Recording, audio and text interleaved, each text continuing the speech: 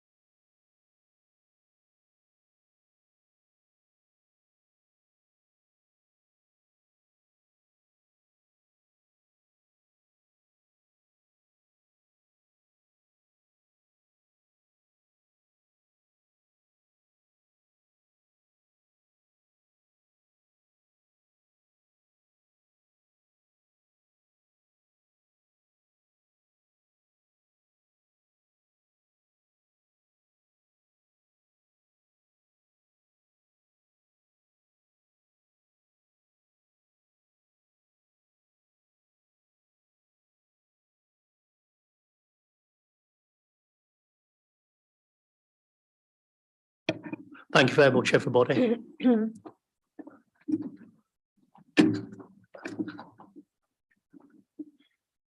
I'm Councillor David Bellamy, the Chairman of the Planning Committee, and I'll be chairing this meeting today with my Vice Chairman, Councillor Penny Mills. Before we start, I'll just say that apparently there is sounds like a major accident on the A1, so several members are missing at the minute. Stuck in the traffic and possibly one of the speakers, but we are quorate, so we'll carry on with the agenda. What I'm planning to do is probably take a short break after the adjourn, just for a few minutes after the first application. So because we do have speakers here and arrived and ready to go for the first one, and like I say, we are quorate as well. Housekeeping. I'm not aware of any fire drills taking place today. So if the fire alarm does sound, then please vacate the building via the stairs. The meeting place is outside the front of the building on the green. Please can everyone ensure that they have turned off their phones or their phones are on silent. Please be aware that the meeting is being recorded and also being live streamed via YouTube. Could you ensure that your microphones are turned off when not speaking? With us today, we have Assistant Planning Director Emma Whitaker, Principal Planning Officer Phil Jordan and Ellie Siller. From Legal Services, we have Shamel Sheikh. From Democratic Services, we have Sarah Downs and Graham Watts at the back, and also we have Planning Officer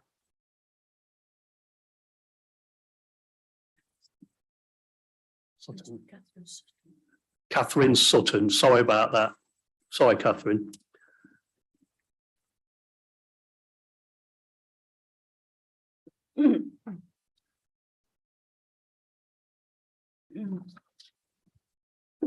Public speakers and ward councillors, please be aware that you have 3 minutes to speak. You will be advised when you have 30 seconds left. You may finish your sentence, but not another paragraph.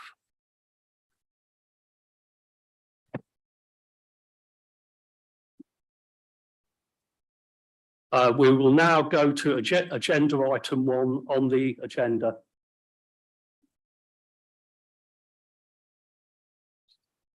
If you could read apologies out, please, Sarah. Thank you, Chairman. Apologies have been received from Councillor Ian Stokes. Councillor Gloria Johnson will be substituting for Councillor Rosemary Cabry Brown today. There is an Alliance SK vacancy on this committee, which today will be filled by Councillor Ashley Baxter. Thank you. Thank you.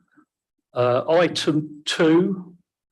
Does anyone have any disclosures of interest for consideration? If you believe you have at any point in the meeting, then please let us know. No disclosures of interest. Item 3, minutes of the meeting held on the 11th of August. Is everybody happy with the accuracy of the minutes or wants to bring anything up? Councillor Selby, please. Thank you very much, Mr. Chairman. Mr. Chairman, on page 10 of the minutes, second comment from the bottom, it says a query was raised whether the applicant would return to the planning committee or a full council meeting. Well, the word return suggests that they were here in the first place, and they weren't, Mr. Chairman. I didn't see them here, nobody else saw them here. And when you look through the minutes, there was an awful lot of questions being asked, and it would have been an ideal opportunity for them to have been here. And I did make the point during the meeting that they weren't here to answer those questions, Mr. Chairman. I'd just like it noting that they weren't here. Also, Mr. Chairman, during that particular item on the agenda, it was the one second, Mr. Chairman. What's the word I'm looking for? Mallard Pass solar panel farm. When it came to during the debate, there was like two suggestions being put forward, and it says in here that Councillor Dilks, I think he voted against the he voted against the amended recommendation. Well, I actually abstained, Mr. Chairman. My reason for abstaining was because that I was happy with both suggestions that were being put forward, and I believed at that point that there was going to be a substantive vote. I wasn't the only person that believed that, Mr. Chairman. However, it's been explained to me since by the monitoring officer, and I appreciate for him, which is correspondence, there wouldn't have been a substantive vote, so I can see that he's correct. There was a little bit of confusion over that, Mr. Chairman, but I would just like it pointing out that I would have actually supported the substantive if there'd been a substantive. But there wasn't, Mr. Chairman. But I'd just like to point out those things. Thank you. Thank you, Councillor Selby. Graham, do you want to explain about the first issue that Councillor Selby brought up, please? Thank you, Chairman. Yes, page 10, it's actually the application, not the applicant, that is referred to in the minutes. So it's the application would return to the planning committee or full council. It wasn't relating to the applicant in terms of their attendance at the meeting. Just in relation to the other point, with regards to Councillor Dilks's vote, Councillor Dilks actually requested that his vote be recorded in the minutes. That's why that's referred to in the actual minutes itself. So I just wanted to make that point as well, Chairman. Thank you. Thank you very much. I thought that might be the case, Mr. Chairman, but just clarifying it. Point.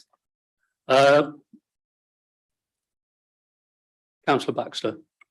Thank you, Chair. I was in attendance at that meeting, and I have to say that I thought at the time that the procedure was wrong, and I would appreciate copies of the correspondence that explains how it was correct, because it did seem to me that we were voting on, or that you were voting on an amendment, and then the amended motion wasn't voted on at all. It didn't make any sense to me at all. And if it doesn't make sense to the people in the room, then what chance have people outside got? So if I could have a copy of the correspondence, I'd be grateful. Thank you.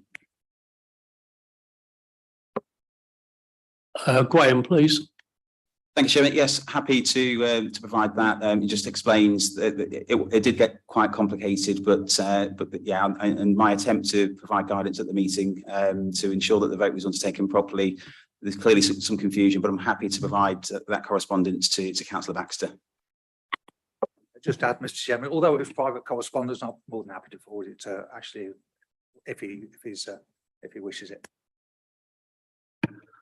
Would somebody like to propose the minutes? Councillor Selby's proposing. Anybody like to second, please? Councillor Judy Stevens, thank you. Second. So we'll go to the vote. All those in favour, please raise your hand. Obviously, we've got quite a few councillors that weren't here. Thank you. All those against? All those abstaining? Okay. Thank you very much.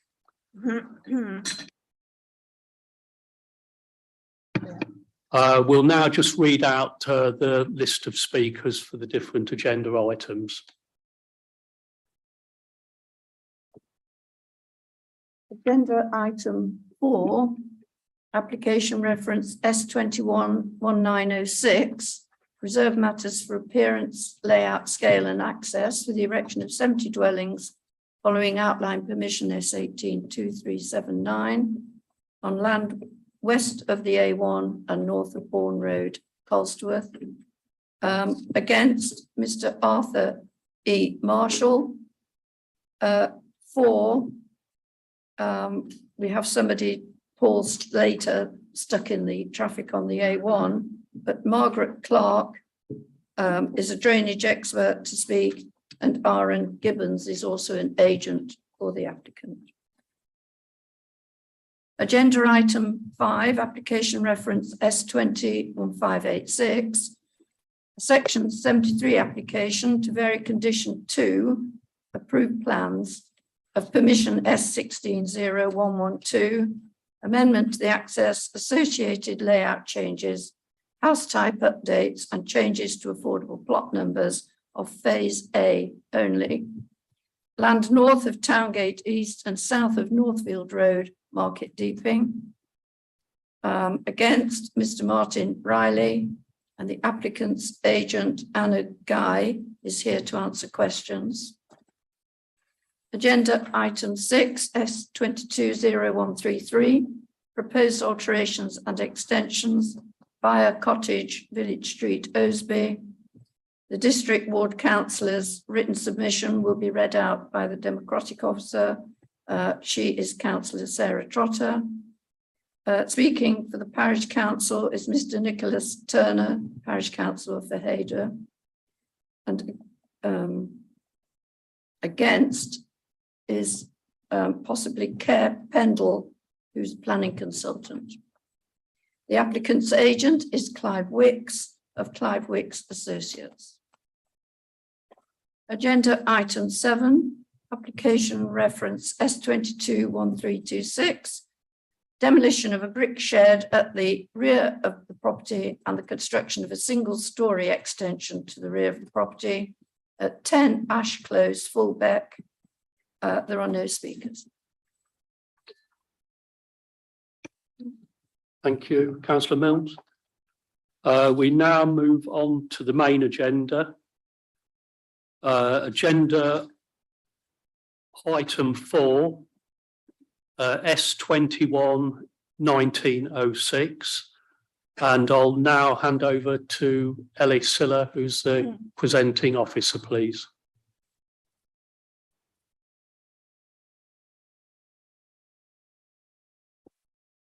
Thank you, Chairman. So this application is S211906. It's a reserve matters application for the erection of 70 dwellings following an outline permission. The address is land off the A1 and north of Bourne Road in Colsworth. My name's Ellie Siller and I'm one of the principal planning officers. So a bit of background information. This application was heard previously at committee in May earlier this year, and ward members proposed and voted to defer the application to allow certain revisions to be made. So the key issues that were discussed and concluded at the previous committee were residential amenity. This was in particular between plots 18 and 19, which were 2-storey dwellings adjacent to bungalows that are existing on Meadow Close. Highway safety was also discussed. The main issue was the location of the proposed access and the reason why it wasn't proposed as a 4th arm off the existing roundabout. Proposed drainage, this was discussed in quite a lot of detail. The reason is that further clarity is required due to concerns of surface water flooding.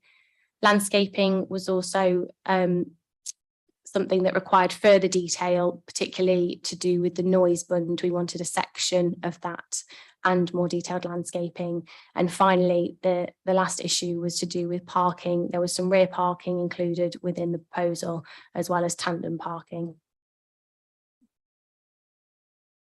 So this is an aerial view of the site. As a reminder, you see the A1 on the right-hand side, and surrounding there is residential development. And then that's the site just closer up. Some site photos. And again, that's Colsworth Road, Bourne Road, sorry. This was the previous layout that was discussed in May. And then if we move on to the next slide, this is the northern section of the proposed layout. You can see the rectangle in blue are plots 18 and 19. These have been amended to bungalows, which was what board members requested. So that has been carried out. They're single story and also have a single story detached garage each. So that's in the area outlined in blue. And then move on to the next slide. These are the elevations for plots 18 and 19. So then onto the south section of the development, the area plots 51 and 52, just centrally there, those dwellings have been amended to be the Buckingham dwelling type, which is one of the larger dwelling types of the scheme, which was also a request of ward members, so that the bigger properties were sort of at the forefront of the scheme as you're coming into the entrance, to be more in keeping with the character along Bourne Road. Just to the right hand side of that, there's a narrow rectangle that's indicating where previously there were two private drives, so there wasn't that connectivity there. That's now been changed to be one just continuous loop road that can be adopted, which just improves the connectivity of the site. And then on the right hand side, you've got the affordable dwellings, that's plots 41 to 47, I think. Previously, the parking was situated to the rear of these properties. That's now been brought forward. As you can see, the parking is now to the front of that, just next to the open space. So they're the elevations, plots 51 and 52, the Buckingham dwelling type, which are the ones that have been brought forward to the front.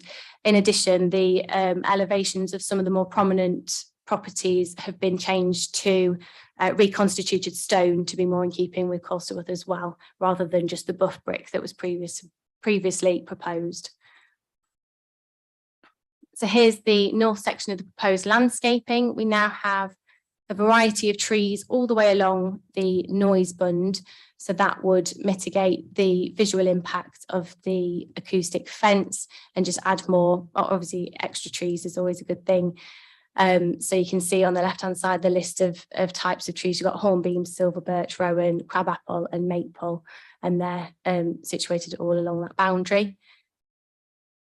And then that's the south section again of the landscaping. See plenty of trees along the entrance road, around the attenuation pond, all within the open space. You've got grassed areas to the front of the dwellings.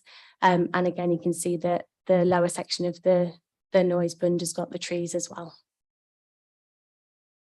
So that's a section of the noise bund purely to show the height and the gradient. And the trees aren't shown on there, but obviously they're on the landscaping plan, so they would be there in real life when it's built. But that just shows the relationship of how the noise bund would be against those ones there are the affordable dwellings that are situated in front of the open space.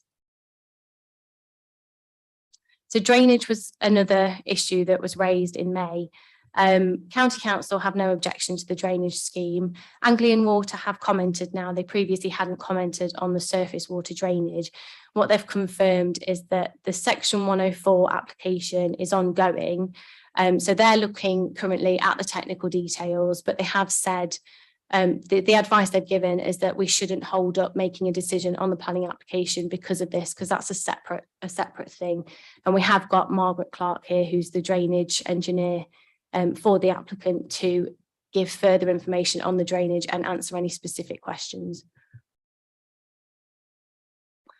So onto the evaluation, the principle of development is already established through the allocation within the local plan and the outline permission.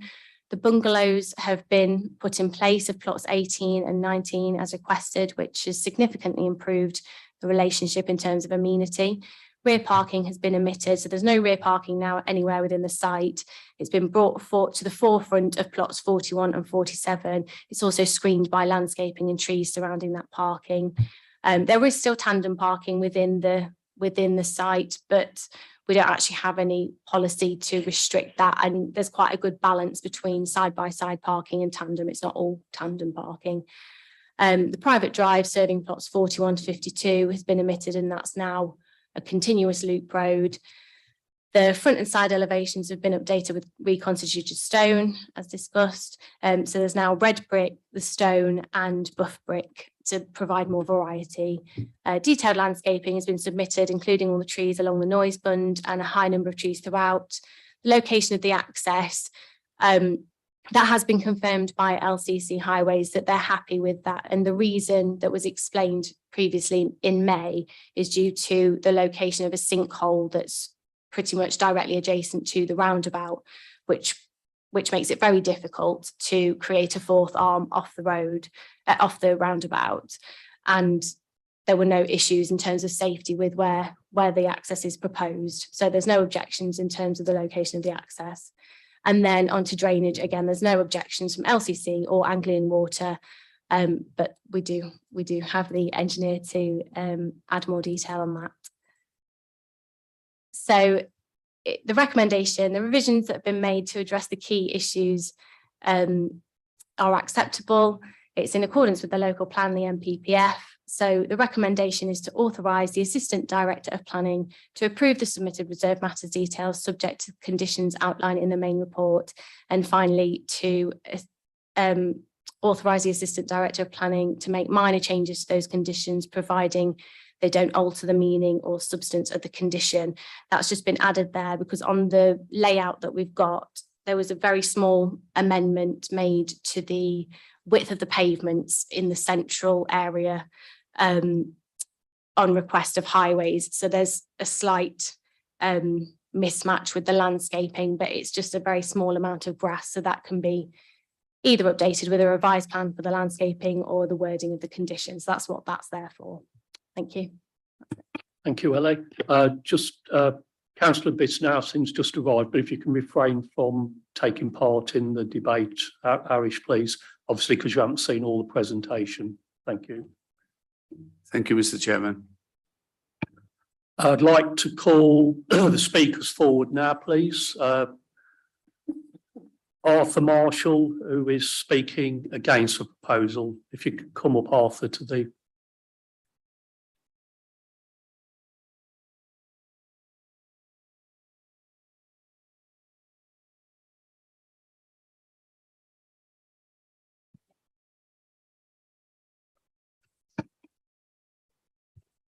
Good afternoon. just Arthur, just before we start, you've got 3 minutes, so thank you.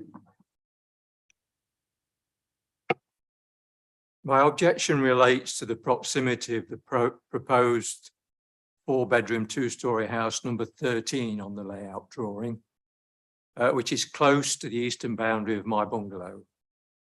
I've examined the plans and policies, and I've included photographs and drawings to support my objections.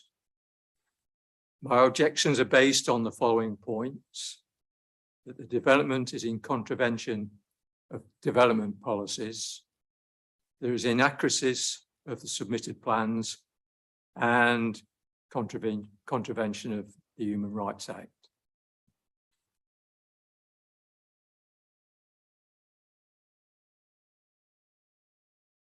I don't know whether my drawings or pictures are available for view.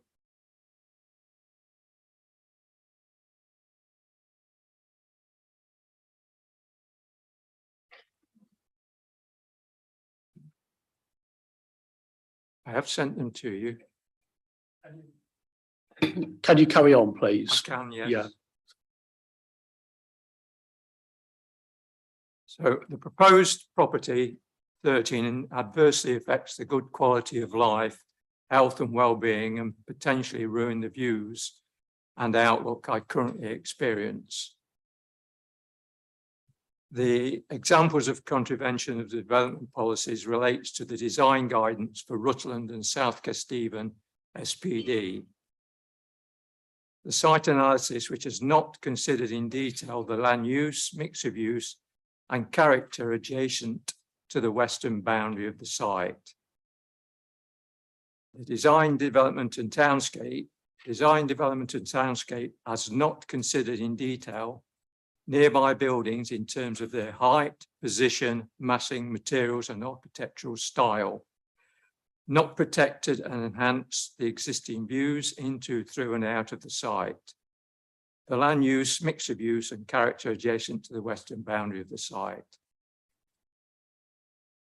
The proposed two-storey design does not achieve good design, where a single-storey design may.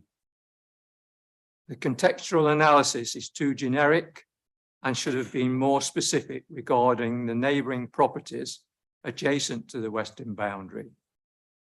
Specific detail regarding the predominant single 30 seconds. properties on Meadow Close abutting the western boundary of the proposed development has not been adequately considered in the application. There are 8 bungalows which abut the western boundary. Meadow Close consists of 28 properties, 16 of which are bungalows. The statement present is a variety of detached and semi-detached buildings with primarily pitched roofs and predominantly of 2 stories, does not actually reflect the immediate surroundings and adversely impacts upon myself and other residents. Sorry, Ms. Mott, that's the 3 minutes. Is that okay? Yeah. Yeah, sorry about the mix up about the slides. So. You'd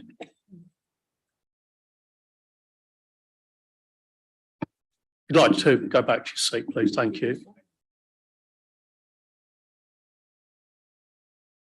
Councillor Baxter. Hello, is it possible to ask the gentleman a question?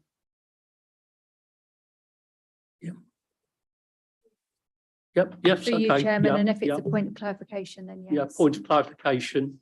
Yes, it is. Thank you, Chair. I just wanted to, if the officer could bring up the map of the site generally, just to orientate myself. Can we indicate where Meadow Close is in relation to the rest of the site?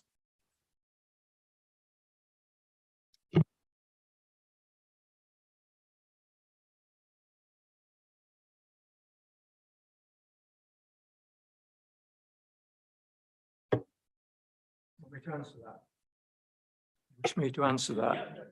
Okay, Meadow Close is on the western boundary. So where you see the blue box that's there, from the where it says proposed down to the bottom of the image, they are properties on Meadow Close, and majority of those are all bungalows on that western boundary. So they're not clearly shown on that drawing. They're grade. And I'm number 10, which is more or less to the bottom left-hand corner of that blue outline box. Has that clarified it for you? Yeah, I think that's, thank you, Mr. Marshall, thank you. Would like to call forward now the applicant, please, or the applicant's representative.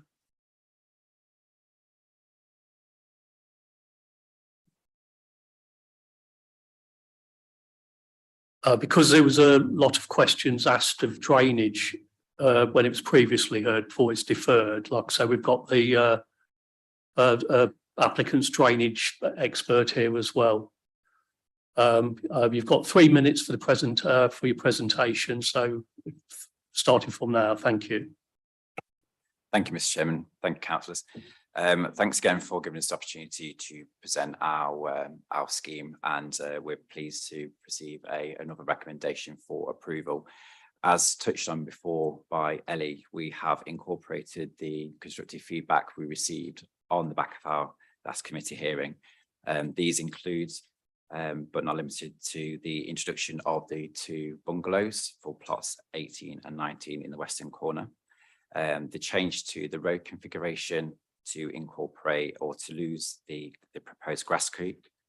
The large proposal of the Buckinghams to the entrance of the site, which is, as stated, more in keeping with the wider area.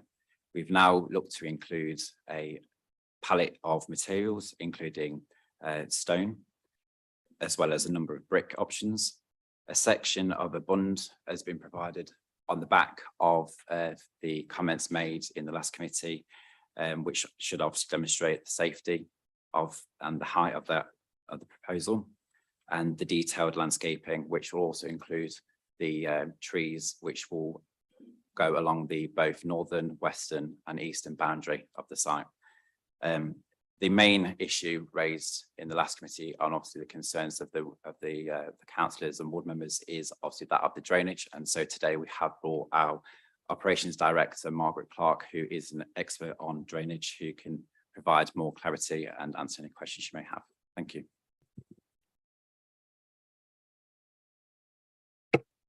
So in terms of the drainage, we propose to have all the mainline sewers, the suds and the pumping station adopted by Anglian Water.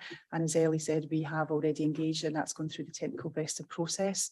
The proposal is that all of the surface water will be collected and directed towards a new suds pond, which is specifically located at the southern boundary of the development.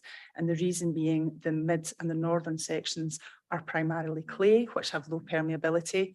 So we have encountered and proven the limestone within the southern section, and that has high permeability. So Could you speak up a little bit, please? Sorry, we were just struggling to hear. Sorry about that. So 100% of the stormwater will discharge into the new suds pond at the southern boundary. Sorry, would you like me to go back over the drainage again? Have you missed anything? Yeah, no, I think you're okay. Okay. As we touched on as well in terms of the roads concerns, previously we had 2 private driveways abutting, and that's now been replaced with a continuous road, which we'll put forward through the Section 38 application for adoption. So at the end of the day, all the roads and all the drainage within the development will be promoted for adoption by the local authority and vesting by Anglian Water. Thank you. Thank you. Questions to the applicant, please. Councillor Robbins. Thank you, Chairman. Could you tell me the volume of the attenuation pond, please? So the attenuation pond is designed to accommodate the 1 in 100 year storm event plus 40% climate change.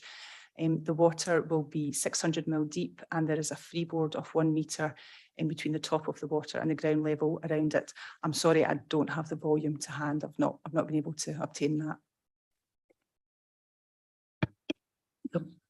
Okay, that's disappointing to know, because there is another part to this which isn't apparent on any of the drainage surveys and any of the county council consultations that happen, and that's the regular flooding of Bourne Road Estate and East and West Grove quite regularly over the number of years since the East and West Grove were built.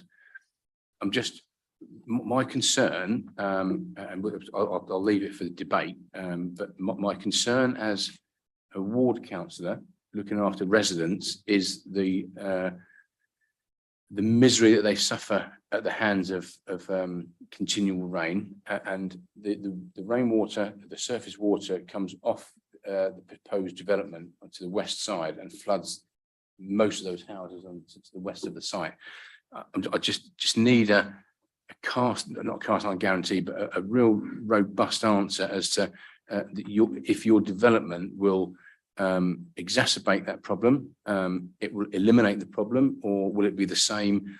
Because I think we as councillors, not forget the committee, but as ward councillors representing the 2,000 plus residents that we look after, I think we owe it to them to make sure that if we have a chance to put things right, let's do it now, rather than making the situation worse and acting in retrospective way, which is always going to be worse than actually Can doing we it before. let So, the applicant answer the question, Yeah. please, Nick? Thank you.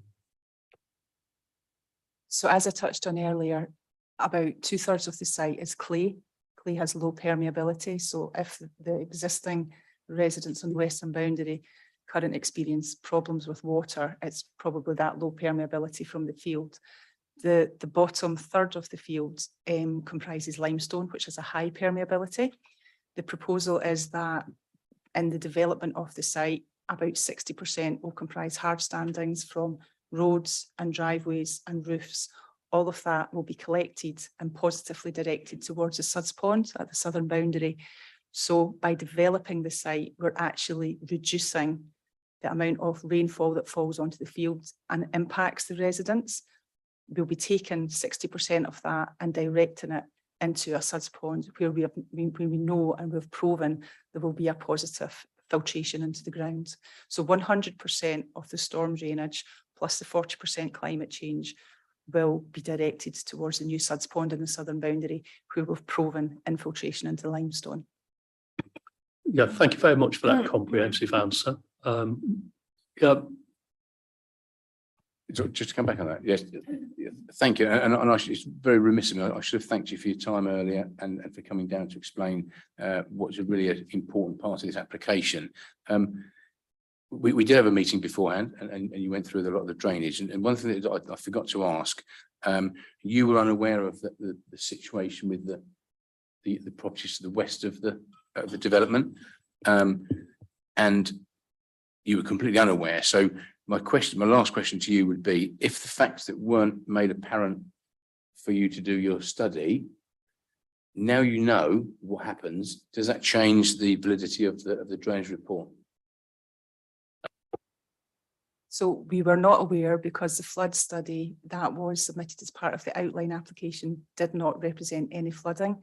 There was some small localised flooding within the footprint of the roads on the adjacent estate, but nothing certainly along the lines of what you intimated at our meeting prior to this.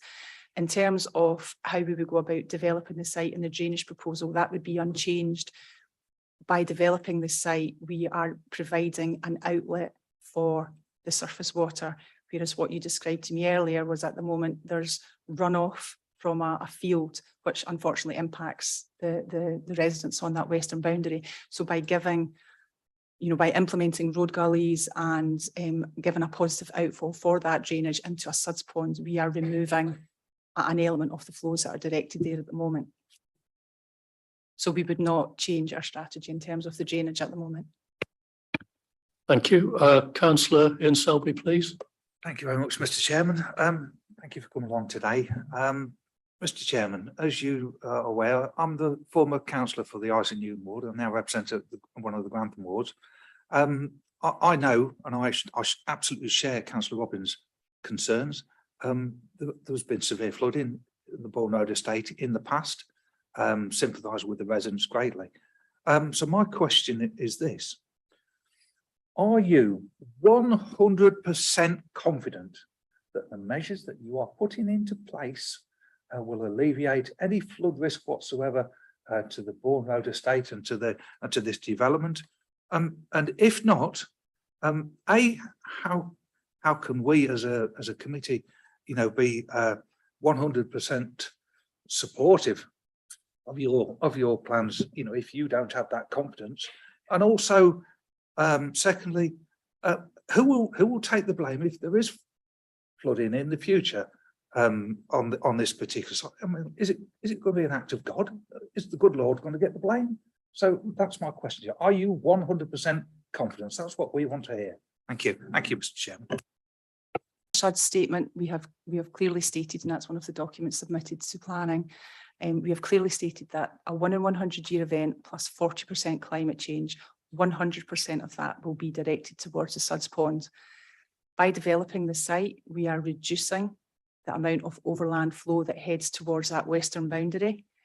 By not developing the site, that would continue. So we're certainly improving the situation. So our statement is clearly made that the 1 in 100-year flood event plus 40% climate change, which is the factor of safety, then yes, we are complying with that. Emma, please. Thank you, Chairman. Can I just add to that? I don't think it's reasonable to ask that the developer is 100% certain that there will never ever be a problem in the future. Well, actually, it's reasonable to ask, but it's not reasonable to expect them to guarantee 100% that there cannot be an issue in the future, because you never know what or unforeseen issues there may be. Not so long ago, we were talking about dealing with that 1 in 100 year flood event. Then we were talking about 1 in 100 years plus 20 years plus climate change. So things keep moving. What I would say in planning terms, we need the applicants to give us enough certainty that this scheme will not make the situation worse for the applicants. You cannot necessarily expect them to resolve an existing issue. If we get a betterment, then clearly that's a bonus, but you can't insist on a betterment. In this instance, it sounds that the application will provide a betterment, which is a positive, but it's not something that we can insist on. It needs to make sure that the flows from that site, the greenfield flows, are no worse after development than they are now. So hopefully that will just clarify the position. Thank you. Thank you, Emma. So, Mr. Chairman, if we don't push for 100%, we'll only get 50%, Mr. Chairman. That's my point. Councillor Stevens, please. Question to the applicant. Yes, I just want to make sure that the attenuation pond is nowhere near the play equipment. No, it's not. The attenuation pond is on the southern boundary. The play equipment is the kind of southeastern boundary. There's housing between the attenuation pond and the play equipment. Yeah. Very much. Just to follow that up, is it possible to bring up the scheme so that we can point where the play equipment is and where the attenuation area is? I'm trying to look at the planning documents online, but it's a struggle. Okay, would you be able to do that, Ellie, please?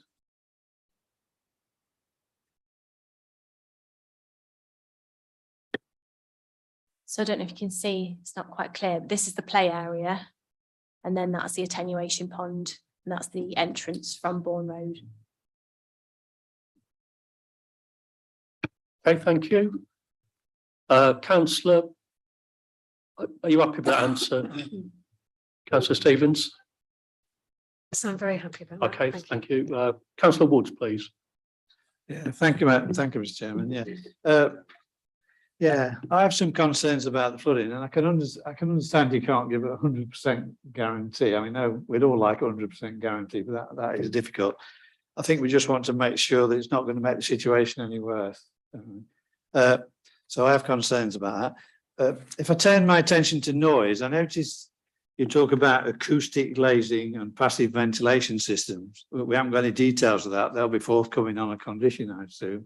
Would you have any idea of what acoustic glazing will be? I mean, I'm not sure what acoustic glazing means. I don't know what it means. Double glazing, triple glazing, or just an increase in the thickness of the glass from 4 to 6 millimeters. I don't know. Can you put any clarification on that, please? Yes, that's exactly it. By changing the glazing and the air gap between the glazing, that introduces a decibel reduction. So it's a combination of the glazing and the ventilation, which is another way that noise gets into the building. So we introduce changes to those to reduce the decibels, which improve the noise levels in the house. Thank you. Any other questions? Councillor Baxter, please. Thank you. I apologise if I'm behind the curve, but what sustainability measures are there on the actual houses rather than in terms of the drainage? And I'm looking for things like solar PV, solar thermal, ground source heat pumps, etc. So in terms of the envelope, we have a high efficiency design in terms of the insulation, the thermal product, the thermal performance of the dwelling itself. So yes, it's to comply with the current building regulations. So it's a modern, warm, efficient house. There are no, sorry for clarity, there is no requirement for PV. The performance of the house passes on the fabric of the building on its own. So there's no need to introduce photovoltaic tiles or air source heat pumps. The actual dwelling performs to the level that we're required to satisfy the building control regulations. Any other questions for the applicant, please, before we move on to questions to the officer? No? Any questions for Ellie, please? Thank you. Thank you.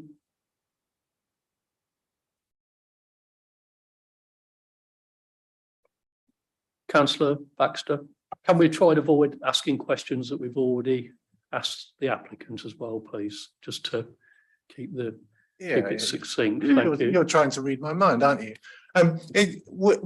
So a question to Ellie. Is there any power that this committee has to encourage or insist on people going beyond the absolute bare legal minimum in terms of building control? Is there anything that we can do to say these houses should have solar PV or solar panels or ground source heat pumps or whatever? Do we as a local authority have any influence at all over the energy use of these houses? Thank you, councillor. We have a policy SB1 that talks about sustainable building. That's relating to energy consumption, electric vehicle charging points, water efficiency. We do sometimes put this on as a condition that they provide a statement to say how it complies with that, which is what we've done in this instant. But with the new building regulations, it kind of covers all of those anyway. So we do have that policy in place. That's sort of where our power would lie, if you like. And that is a condition on the application. Thank you. Councillor Penny Robbins, please. Thank you. I just want the question to Ellie. I would like to say I'm slightly uneasy about there being no final decision regarding Anglia Water adopting the drainage plan. If they don't, what happens, or who would adopt this? Thank you. There's no obligation for it to be adopted by Anglian Water. Obviously, it's been put forward to Anglian Water for adoption, but if for whatever reason that didn't end up being the case, it would be similar to landscaping, how it's dealt with by a management company, and it would be dealt with privately in a similar scenario. Councillor Nick Robbins, please. Thank you, Chairman. Going back to Councillor Baxter's point about ground source heat pumps and PV panels on roofs, is there enough grid capacity in Colesworth to take on the 70 houses? The reason I ask that, and it links in with Councillor Baxter's question, is there's a development in Corby Glen at the moment through Allison Homes, and they are putting PV panels on roofs. They're putting ground source heat pumps in, or air source heat pumps in, purely for the fact that there's not enough capacity in the grid to power conventional electric stuff. So is there enough power in the capacity in the grid to do that? Or and one to the developer would be again on Councillor Baxter's subject of offering an optional extra for somebody to have them fitted rather than. I think it's probably a bit of an unreasonable question for Ellie to answer, but the applicant might be aware. Yeah, so in terms of future proofing, we do put a duct in so that at a later date, should the purchasers wish, they can put an electrical vehicle charging point into their property. Sorry, what was the other question? Oh, the capacity. In terms of the electrical capacity, there is a new substation required for the development. It's at the south-western corner as you enter the site, and we have already secured the electrical capacity from IGL.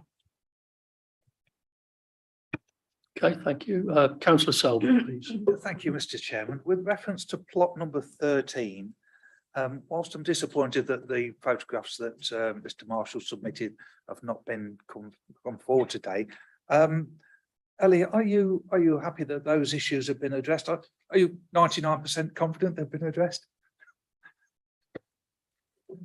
Thank you. I'd like to say 100%. Yes, so previously the issue was just 18 and 19, plot 13 hadn't been mentioned as an issue. As we talked about back in May, the actual distances between the bungalows and the two-storey properties weren't necessarily unacceptable, but the replacement with bungalows has significantly improved that situation. So plot 13 is further away. Plot 13 is a two-storey dwelling. There are two windows facing north that are first floor. The bungalows on Meadow Close are sort of to the northwest. So there's no direct overlooking whatsoever. It's acceptable and in accordance with the design guidelines, yes. Thank you. Councillor Penny Robbins, please. Thank you. If this committee is minded to approve this today, can we make sure we put in a condition as stated in 9.4.3 that obscured glass or Pilkington 5 can be applied to the bathroom window on plot 13? Yes, that can be added. Thank you. Thank you. Any more questions to Ellie before we move on to the debate, please? No? Anybody for debate, please, or Councillor Nick Robbins, please? Thank you, Chairman. As I said earlier, I come to this with two hats on. If I put my committee member hat on, for me, it ticks all the boxes. It's got street trees, it's good design, it's an allocated site. There is a demonstrable need for affordable homes. There is a need for single-storey dwellings in the district, and that's been addressed as well. The applicant has worked proactively with the council. All these things are stacking up to be a good scheme and worthy of us approving it today. I think we've been through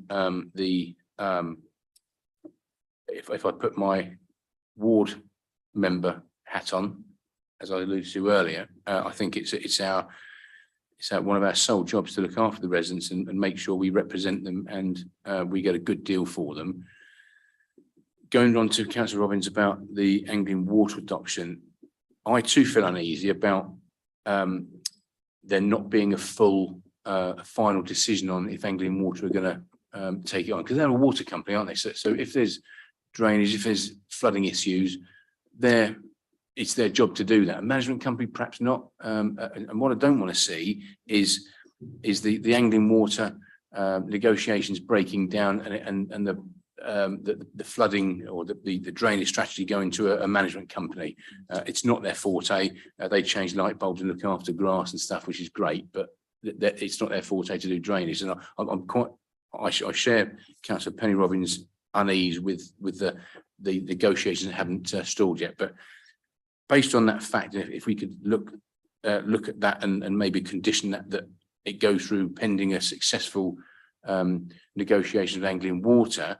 And my only other reservation is it is 2 foot deep, the attenuation pond, but there's no safety fencing, rightfully so, because it's in a conservation, it's the good design, and that was taken away, which is fine. So could we put a life ring at least on one of the banks of that attenuation pond, because it's only a 24, 48 hour drainage, but that's still, you could still drown in 2 foot of water very, very easy. And if children are used to playing in the dry, they'll be used to it playing in the wet as well. And you wouldn't know how far that 2 foot is away from the bottom of the attenuation pond. So with those two in mind, and I'm open to sort of suggestions on not the life ring, but certainly the intricacies and the legalities of the Anglian Water negotiations, I would certainly propose that we approve this today. I'll ask Emma to comment on that one, please,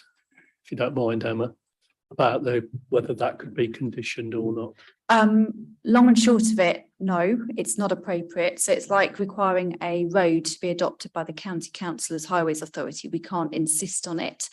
What's important is we get the roads to adoptable standards, and it's the same with the drainage. I don't know, we might have to have a quick 2-minute break in terms of refreshing legislation because it's not, strictly speaking, a planning matter.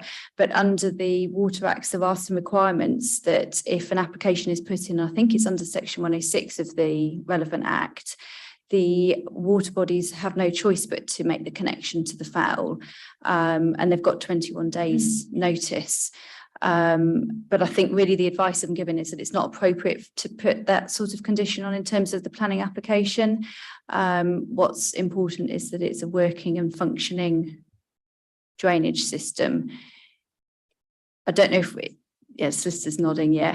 I don't know if we need to adjourn for 2 minutes, possibly just check the act because it's not one I'm completely familiar with.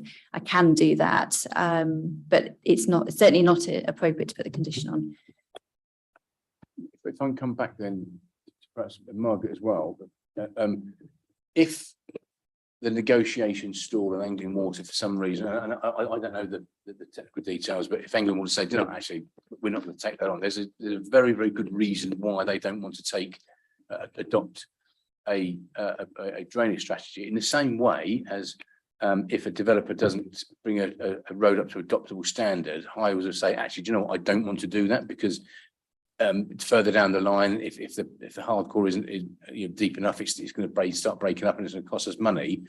I don't want to get to a position, certainly with the drainage being a central issue. I don't want to get to a situation where Anglian Water say, I'm walking away from this one. This doesn't stack up, and then it go to somebody else. So I'm more than happy to support the officer's recommendations, but I'm really worried about this sort of drainage part going to somebody who it isn't their bag. Okay, thank you. Councillor Woods, please. Thank you. Hold on, Paul, please. I just got to. Just to try and kind of appease your concerns, we have submitted section 38 and section 278 applications to roads to get the roads adopted. We've also submitted the section 104, which is a drainage application to Anglian Water. So it's Balfour Beatty's intent to get everything vested and adopted. We've just got to go through the due diligence process. And so if that alleviates any of your concerns, that is ongoing. Obviously the pivotal point is to have an agreed layout to then allow everybody to complete their due diligence. So that is our intention, to get the roads and drainage adopted. Thank you. Can I come on? Yeah. I don't want to steal the show or anything, but as I say, yeah, I get the section 278 for the highways, and you're bringing up from adoptable standard. I understand that, and you're going to bring the drainage up to an adoptable standard that Anglian Water would be happy to take it on. Given the information that you weren't aware of, will you be feeding that back into your drainage strategy as well to make them aware of the possible consequences of excess surface water runoff on the existing site? As I say, and are you confident that the negotiations for bringing the drainage strategy up to an adoptable standard, Anglian Water can't turn it down, that's what we're really looking for, to make sure that the drainage strategy is accepted by Anglian Water? Thank you. And so I think earlier Ellie shared some comments that we were able to obtain, some positive comments yesterday from Anglian Water to say that they are processing our application. It's going through the technical vesting stage. We did engage with them, at the correct terminology, pre-planning application, a pre-planning assessment report with Anglian, and they have identified capacity and points of connection. Our design is based on that. The new information about the overland flow, flooding and the problems it's causing to the existing residents, whilst new and discussed just prior to this meeting, will not alter or impact on the drainage design, because the drainage design allows for 100% of the surface water to be discharged into the Suds ponds. So there'll be no changes taken on board that information. And like I said, there was a couple of positive comments that Ellie shared with you in terms of Anglian Water processing our application. So that's actually in hand at the moment. Okay, thank you very much. Councillor Paul Woods, please. Yeah, I think I've got it now, Mr. Chairman. We've had it confirmed, I think, that the development's the drains are going to be done to an adoptable standard. Is that going to be, and I would hope that would be a condition put on on this. But I take it from Emma, we can't actually insist that Anglia Water take them over. And I thought obviously the drainage has to be done to an adoptable standard. I thought Anglia Water be obliged to take it over then. I think Emma was talking about the foul sewage where they've got a, absolute obligation. Emma, do you want to just reiterate, please? Yes, certainly. So in relation to the foul sewage, for certain, there is an absolute right for the applicant, for the developer to ask the water authority, that's under section 106 of the Water Industry Act. And I believe they have got a very limited time to process that and make the connections, but it's an absolute right to connect. Obviously, it is slightly different I believe, in relation to surface water, but I'm straying very dangerously outside of my area of expertise as a planning expert, because this is not something that planning authorities would normally get involved with, because there is other parallel legislation that deals with it. Anglian Water are telling us there is no reason why we should not approve the details in front of us. They are not unduly concerned. As we've heard from the applicant, they have already indicated that there is sufficient capacity. It will be just down to the technical details. And they've certainly indicated there is no intention that this will be anything other than adopted by Anglian Water. So I think we have to have faith that the processes will continue, the negotiations will continue. And certainly the future occupiers of these dwellings will not be happy. And one would hope that it would come up on their searches. And having bought a house recently, I know that there are drainage searches if you do due diligence. So they would not be happy, future occupiers, if they've got a drainage system that is not working or not adopted. That would be a red flag. Certainly for me as a buyer. So I think we've got to trust in the system, and it's not appropriate, I'm afraid, to put those sorts of conditions on. We've got the details in front of us. The technical experts, including county, are not raising any concerns, and Anglian Water is not raising any obstacles or barriers to us approving the details that are in front of us on drainage grounds. Thank you. Thank you. I'd just like to say myself as well, I'm quite reassured by the results of the survey, being ward councillor, the identification of areas of clay which will retain water and areas which won't, and limestone will allow water to filter away. Like I say, it was quite reassuring for myself to hear such detail. Councillor Selby, please. Thank you very much indeed, Mr. Chairman. Well, I'd like to start with a thank you to the applicant for making great efforts to alleviate a lot of our concerns. I was delighted when I read the agenda that plots 18 and 19 have been amended to bungalows. I was really pleased to see that.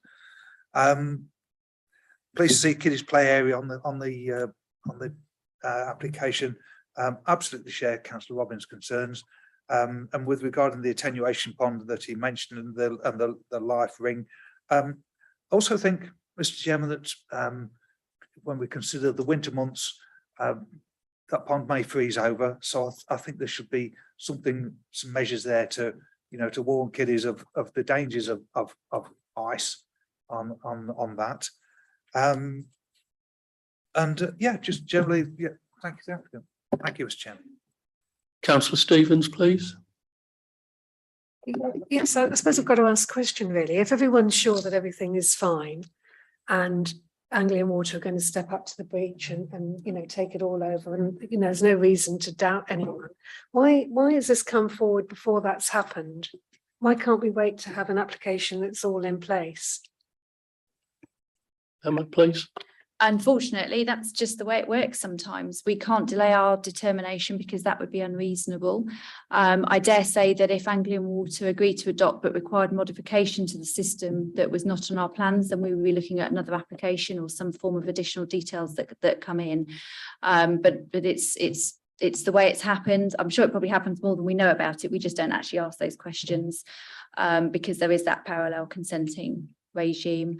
And what we've got here is the technical details, and quite often we do get caught, particularly on roads where county doesn't necessarily want to agree always wants to see the details and go through the consenting process, but we've got the application. So we do understand the difficulties of looking at what we've got. But I think we have to just accept that it is what it is in this instance. And I guess ideally it would have been better if the consent had been given, but it hasn't. And that's just something we'd have to deal with, I'm afraid. Thank you. We've kicked the drainage one about quite a lot. Is anybody going to make a proposal, please? Councillor Baxter. Sorry, I thought Councillor Robbins had already made a proposal. Yeah, I did make a proposal, but we're going to take a recess, aren't we, to check legalities of water, aren't we? Oh, sorry, I thought that we'd probably covered that. Okay. Is there some further information that you would like, Councillor Robbins? Sorry. Yeah. You were going to check something, weren't you?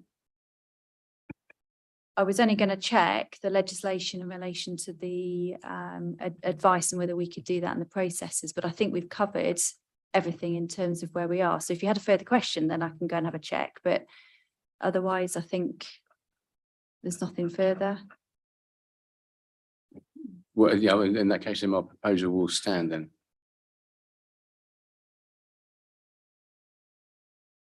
Councillor Baxter, please. I'd like to add a bit more to the debate, but I'm happy to wait until somebody seconded Councillor Robbins' proposal for the clarity of the.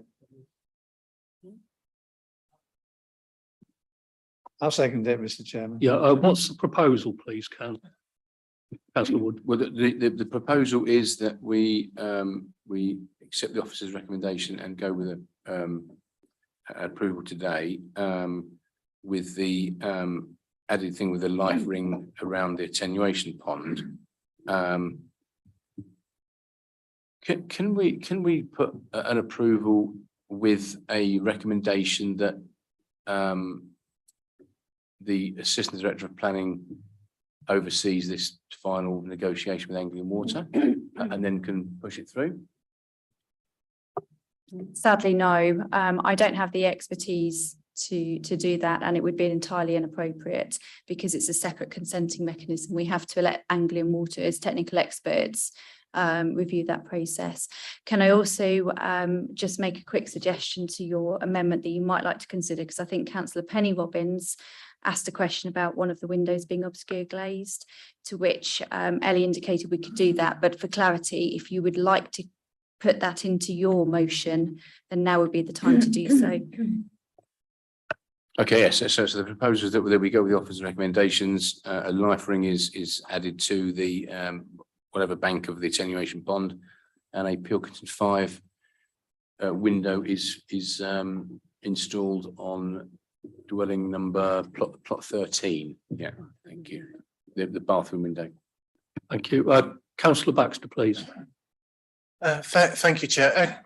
I can see no reason in law that would prevent this application going through. I just think that in some ways it seems a bit lame that you arrive from the main road onto basically welcome to this new development, 70 houses. Here's a electricity substation. Here's a pumping station. Here's a lake that looks like people are going to drown in it, and then you get to the houses. I just think we could be more creative. Thank goodness, at least we've got a road that goes right round rather than stopping halfway. But I can't find oh, and the other thing, obviously, that's lame is that we're only meeting the absolute. The developer is not going anywhere above and beyond what they absolutely have to do. In the last meeting, we spent all this time saying we don't want our fields full of. Well, I didn't, but people said we shouldn't be taking up agricultural land with renewable energy. And now we've got an opportunity to put 70 renewable energy systems plus other systems on these 70 houses. And what are we doing about it? Absolutely nothing. I think that's an issue for the government, Councillor Baxter, to change the building regulations. Councillor Stevens, before we go to a vote, please. Well, yeah. I mean, I do agree. That's right. We can't do anything about it because government legislation hasn't caught up yet with the fact that we're in a climate emergency, apparently. But I do see the spirit of what Councillor Baxter says, and I would like developers to hear what is being said, because it's blatantly ridiculous to be building houses, as you know, as you will know, without the adequate energy saving items in place. And it's cynical I think it's a cynical gesture that they're being built without those considerations being made. I think we're all being made fools of having to sit here and allow that building to go ahead. We have no, as you say, we have no jurisdiction to put that in place. We look foolish because we all know it's the right thing to do. When a developer is going to also take this on board, it may well mean, I don't know, it may well mean a knock to their profits, but we're all in this together. And when the water rises and it still goes belly up, you know, we're all responsible. So unless we say these things and make the point, then nothing will ever happen. And so I hope that you will take on board what I'm saying and what has been said this afternoon. Thank you, Councillor Stevens. Councillor Selby, last person before we go to the vote, Thank you, please. Mr. Chairman. I think Councillor Stevens and Councillor Baxter have fair comment, Mr. Chairman, I have to say. I'd just like to ask if Councillor Robbins is agreeable just with regarding my comments about ice during the winter months with the attenuation pond, just some safety measures with regarding that with the children in mind, Mr. Chairman. If Councillor Robbins is agreeable with that. Is that appropriate, Emma, to ask for signage?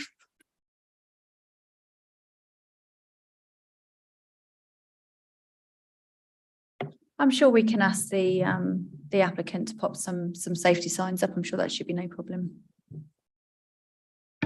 That's okay, then we'll move to a vote. We have a proposal from Councillor Nick Robbins, seconded by Councillor Woods, with 2 provisos in it, or 3 provisos now. So all those in favour, please.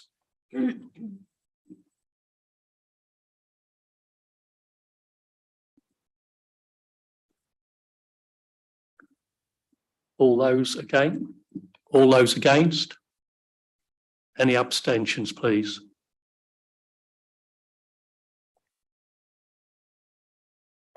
Thank So you. that's motion carried. Application has been approved in accordance with the officer's recommendation with the additional conditions relating to the obscure glazed windows and the safety measures around the Suds Pond. Thank you. Thank you, Emma.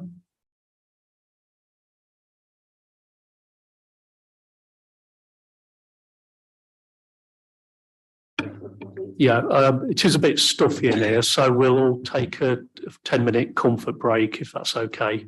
We'll see you back in here at 25 past, please.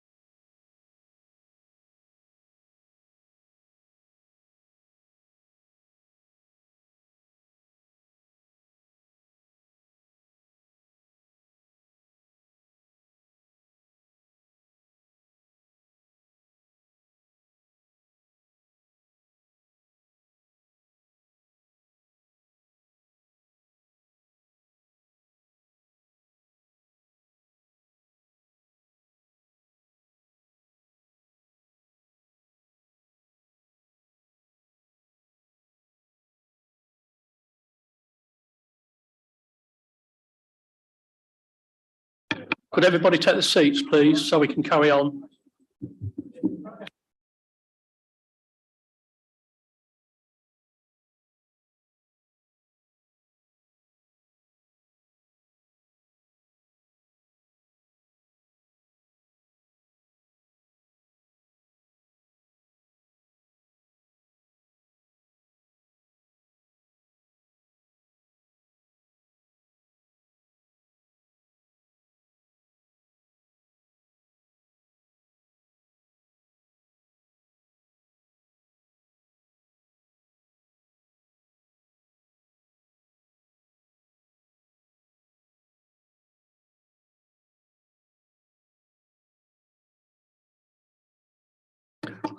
Next application agenda, item 5, S201586. And the presenting officer is Phil Jordan. I'll hand it over to Phil.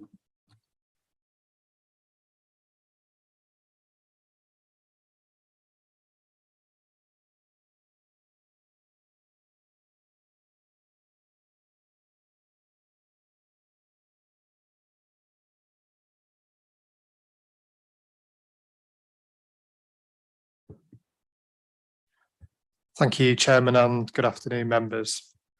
This next application is S201586.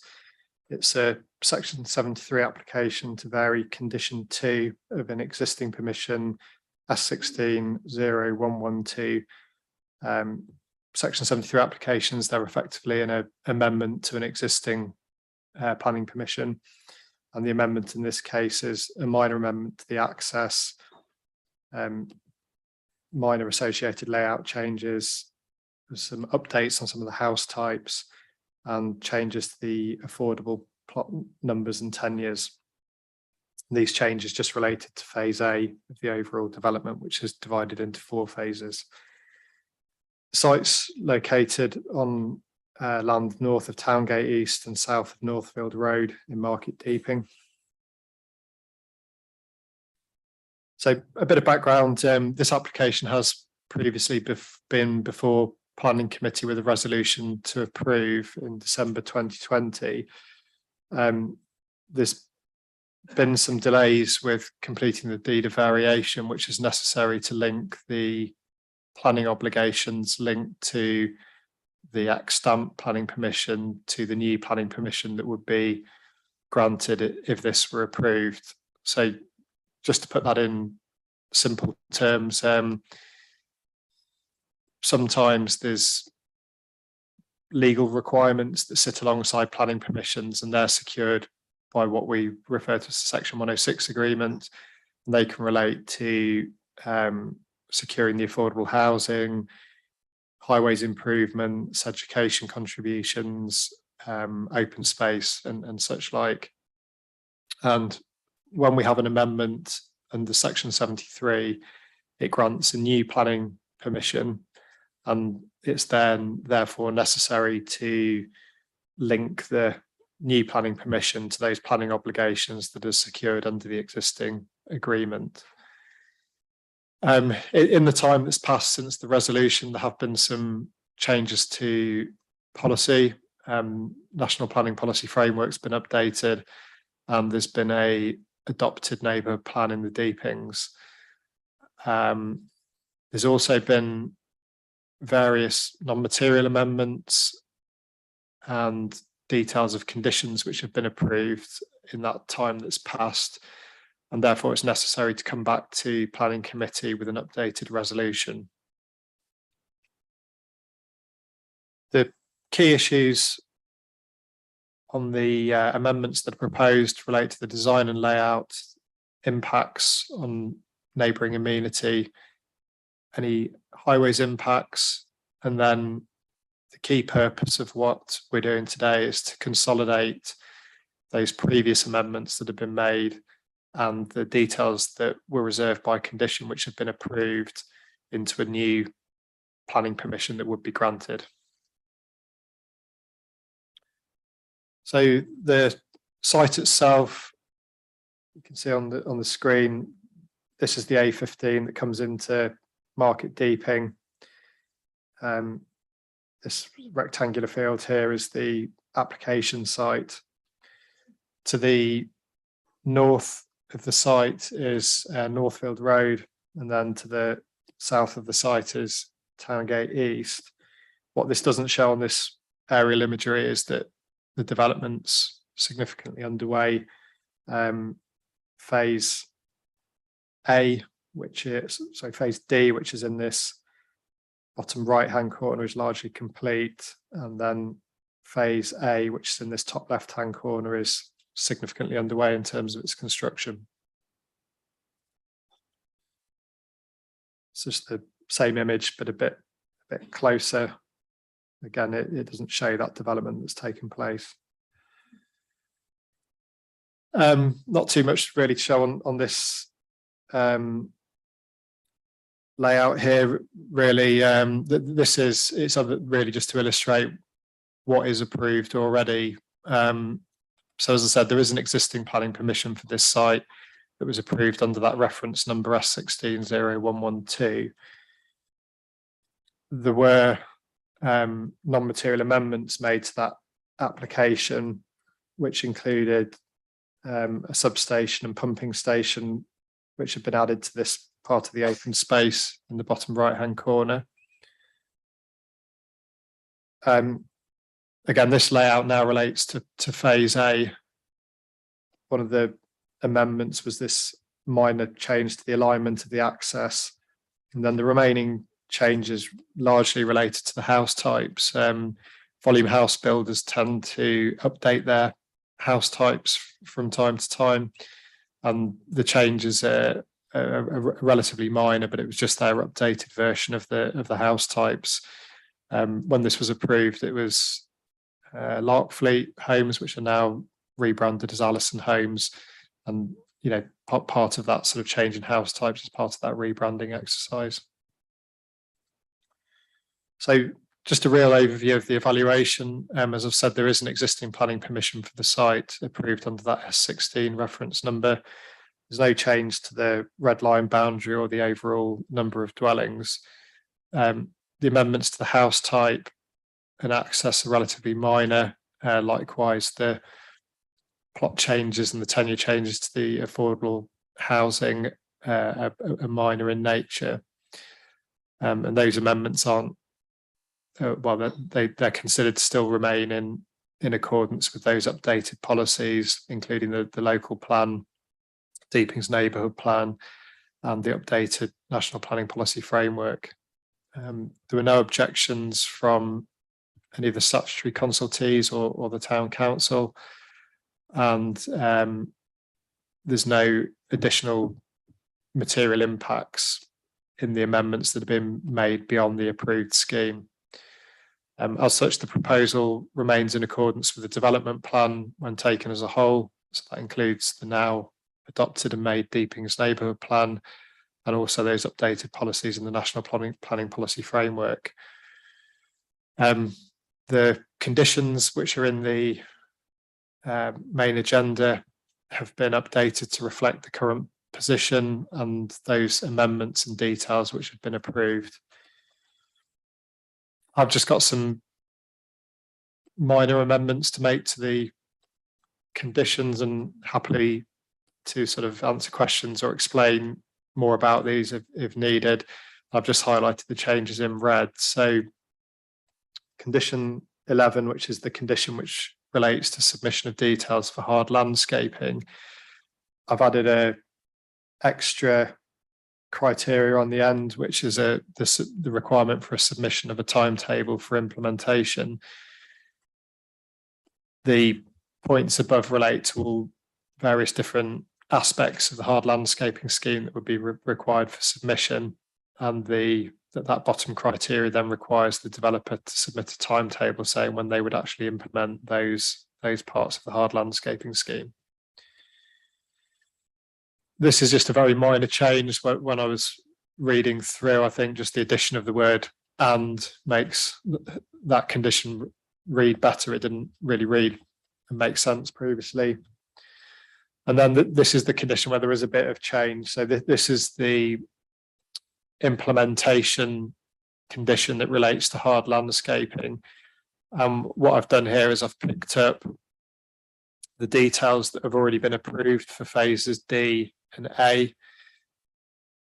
If you're wondering why D and A are that way round, as I said, the development is split into 4 phases, A, B, C, and D. And although it's a phased development, there wasn't a requirement for the order in which it came forward. And strangely, in this case, D came before A, and that's why I've put them that way round in the condition. But then what I've added here is those details that have been approved for phases D and A have already gone past the date when they should have been implemented in accordance with the extant permission. And so there's now a requirement in the updated condition for submission of a timetable for implementation, and that needs to be done within 1 month of this decision notice. So with those updated conditions, the recommendation is to authorise the Assistant Director of Planning to grant planning permission subject to the completion of that deed of variation that I discussed earlier, which would link the planning obligations in the Section 106 agreement to the new permission, and subject to the conditions outlined in the main report with the addition of those verbal updates. Thank you, Chairman.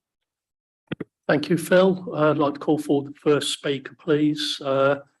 Mr. Speaking against Mr. Martin Riley.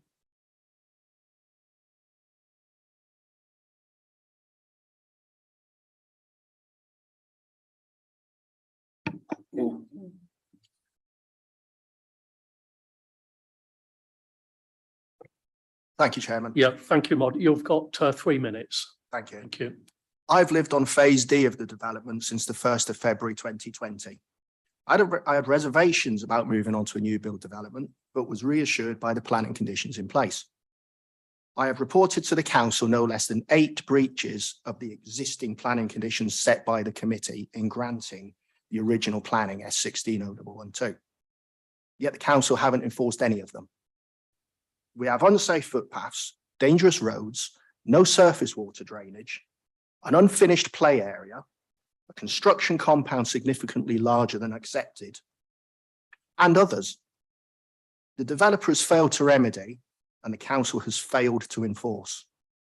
Citing SKDC's planning policy of 2017, which allows officers to make informal requests for complying. After almost 18 months, the developer still has not complied. I have included some photos of footpaths, roadways. These should all have been completed over a year ago. That a condition in this application originally, or that has now been amended, said that they need to complete it by the 31st of October. The play area that should have been completed at the same time still goes unenforced. This committee went to some effort to ensure the sustainability of the development and the fair provision of solar panels across the entire range of housing. This was translated by the planning officers to a condition confirming the location of the panels and nothing more. The developer then removed them completely instead. There are at least 4 breaches of the S106 legal agreement by the developers, including citing a substation and pumping station on around 30% of what is reserved for public open space. Again, I've made the council aware, and the council have done nothing. I do understand past breaches are no reason to reject a planning application. However, the following part of the S106 agreement will be breached should you pass this application. Part 1, Affordable Housing 1.2 states not more than 50% of the market dwellings in any phase should be occupied before the affordable housing units in that phase are handed over. Sorry, the words are have been completed.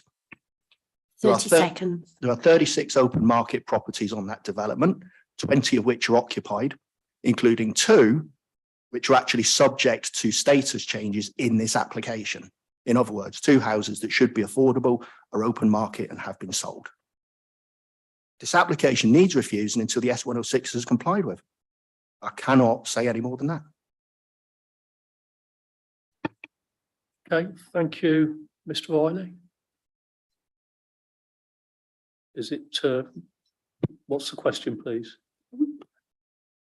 Through you, Chair. There was mention of 4 breaches of the application, and I think you mentioned the play area and the substation. Do you know what the other 2? Can you say what the other 2, in your opinion, were? Do you mean of the S106 or of the actual planning permission? There's 8 breaches of the planning permission, 4 breaches of the S106 agreement.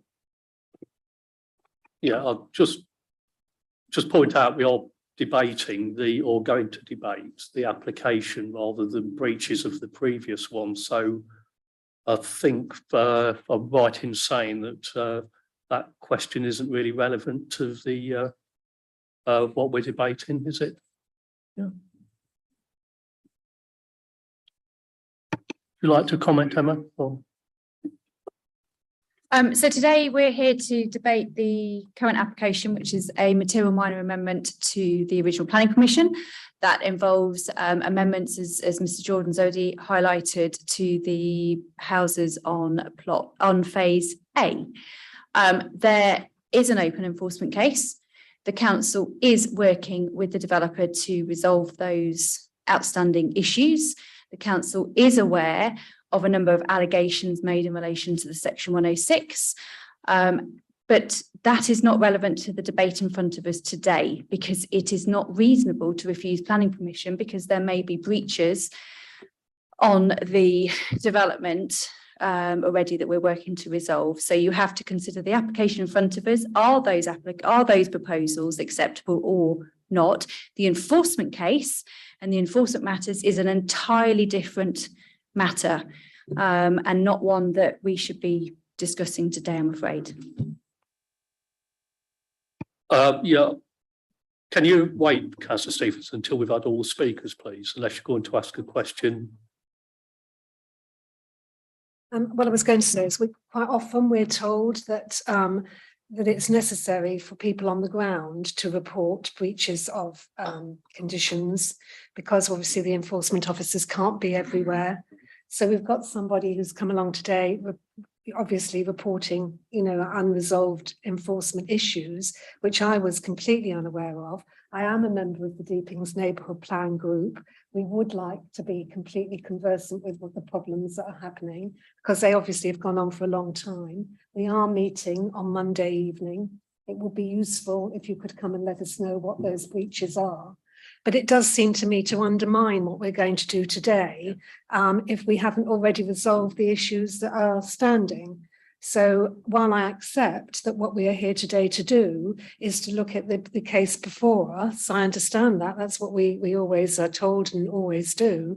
But frankly, what's the point if when we put conditions on and we look at, what you're asking us to do, if then there has to be some sort of goodwill here.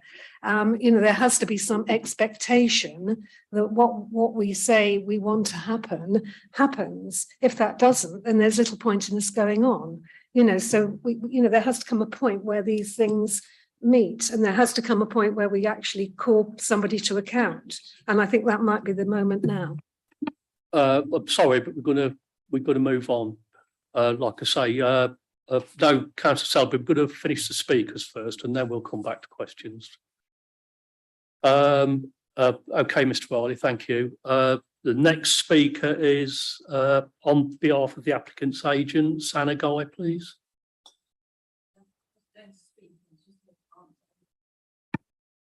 Yes, if you could do that, please, that's fine.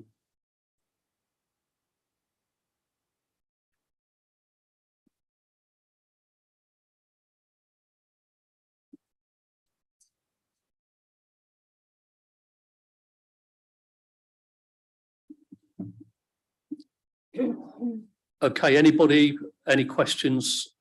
And if we can try and keep it fairly relevant, because as we are now aware from what Emma said, that the enforcement issues are totally different to what we're debating today. So, Councillor Baxter. Yes, thank you, Chair. Obviously, it's a shame we can't ask about the the conversation we've just had, because it would be great to hear the explanation from Larkfleet / Allison's for that situation, but it is what it is. What we can ask though is these new house designs in the previous application, we've heard we were promised solar panels on each houses. Do these new houses have any solar I'm sure you heard the previous conversation about the previous application. Are you just meeting the letter of the law in terms of energy efficiency, or are you going to deliver what was promised in the first place in terms of solar energy and maybe even things beyond? In addition to that, and this might be an officer question rather than a developer question, there was a comment from the drainage board about the easement, the 9-metre easement to the ditch on the right-hand side, east of the site, which, as I'm not sure if it's in the report, but it is the car dike. It's possibly the oldest piece of infrastructure in South Kesteven is the car dike built by the Romans.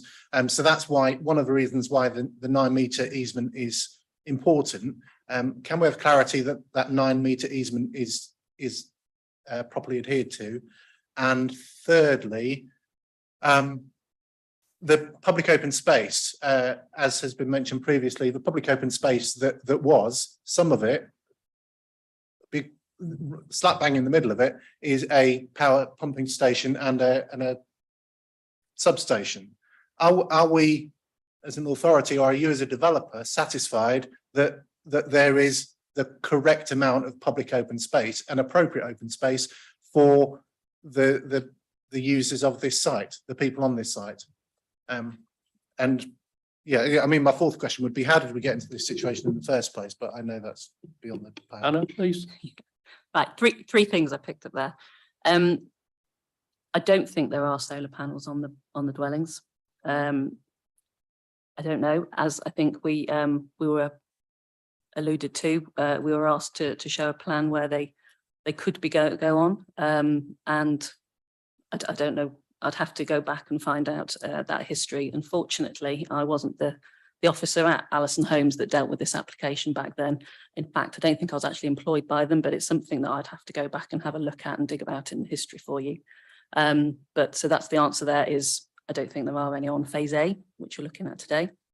The second question about the car dike, that easement is in place. The rear back boundaries of the fencing on phase A is at the required distance away. That strip of land between those back fences, the grassy area or weedy area that there is at the minute, to the car dike and then the hedgerow, that's all going into the management company. So it will be looked after, maintained and managed, and up through that that walkway will be a mown path. There's no hard standing or anything going in there. It's going to be a mown path, and that's shown on the landscaping plans. Third question, sorry. It's a play area, I believe. Play area, yeah. So unfortunately, yes, you are absolutely correct. The mechanical apparatus did appear. That was part of a non-material amendment that was agreed with South Kesteven Council a number of months, probably years ago now. I did work with Chris Brown at the time, looking at that non-material amendment, and we were particularly meticulous at looking at the public open space as to how much was provided in the original application and approval, to make sure that we didn't meet any tipping balance in terms of what was being provided.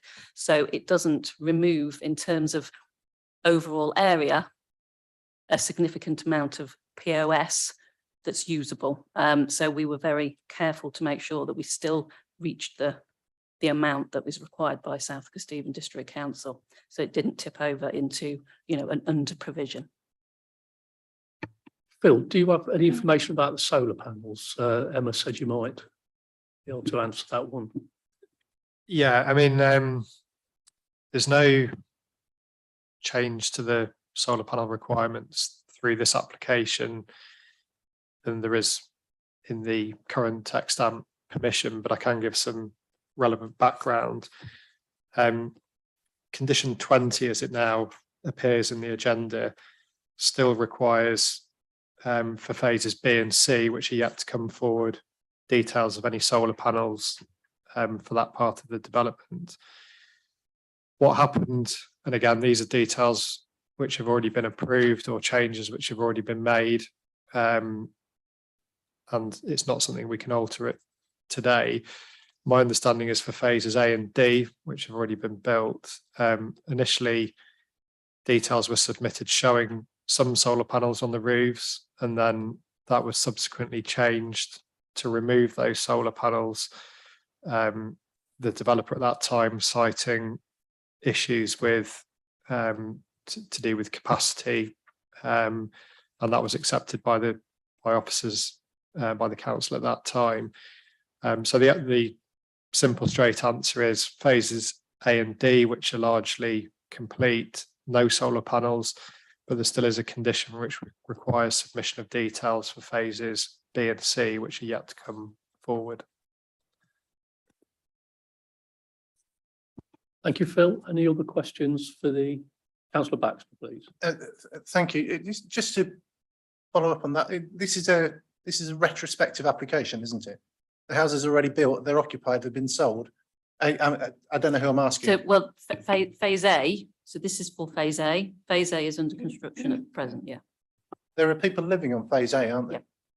Yeah. Yes. So were we to refuse, this is a question to the officers, were we to refuse this permission, what would be the consequence for the people who've bought houses on phase A?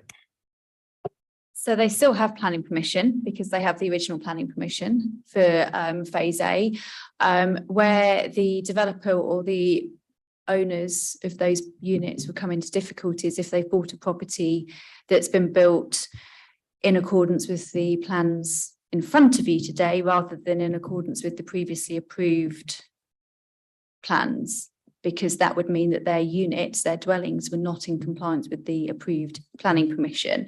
I do not know, and I don't know whether Phil knows the answer to this, if any of the units that have been occupied and sold are subject to, built, I suppose, so occupied, are subject to the changes in front of us today. Yeah, I mean, I can add to that. I don't have detail of, specifically which ones have been occupied. Are they subject to the changes or not? I think the honest answer is the developer has proceeded in, they to some extent they've taken a risk, and building has continued without these changes formally being approved. However, the council did previously resolve to approve the changes. The changes are very minor in nature and are again recommended for approval. And I can't see any reasons why those changes, there's no, in my mind, justified reasons for refusing those changes. And, therefore, if the council did refuse planning permission, I think it'd be highly likely the developer would appeal, and I think would have a high degree of success in that appeal situation. The fact the changes, or some of the changes, are retrospective does not give any grounds for refusing the application. Thank you, Phil. Councillor Johnson, please. Thank you. I'm not conversed with the previous planning application. You'll have to excuse me on that, but I'm very keen on affordable housing. And you say on this, there's a change in affordable housing. How many affordable houses was there before, and how many has it gone to? And the tenure, why the change in the way they're going to be sold? Thank you. So there's no change in numbers. So what's approved and what is on site now is exactly the same. What changed were where they were, which properties were going to be affordable. So in terms of tenure and numbers, nothing changed. It was just different house types.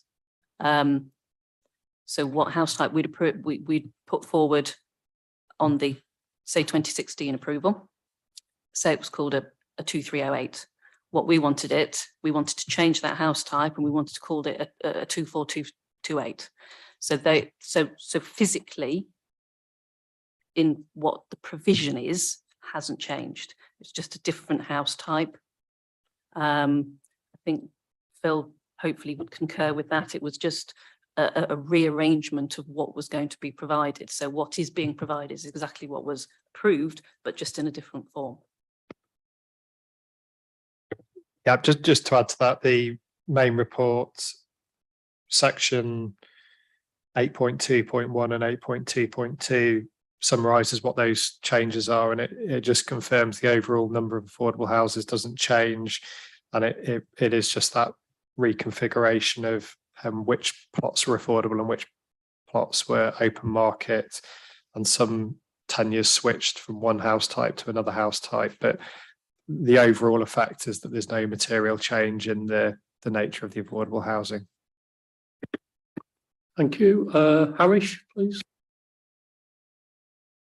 I think if Phil could clarify that for me, 8.2.1, it says, but it's equal number of houses are being changed from open market to affordable rent and from affordable rent to open market.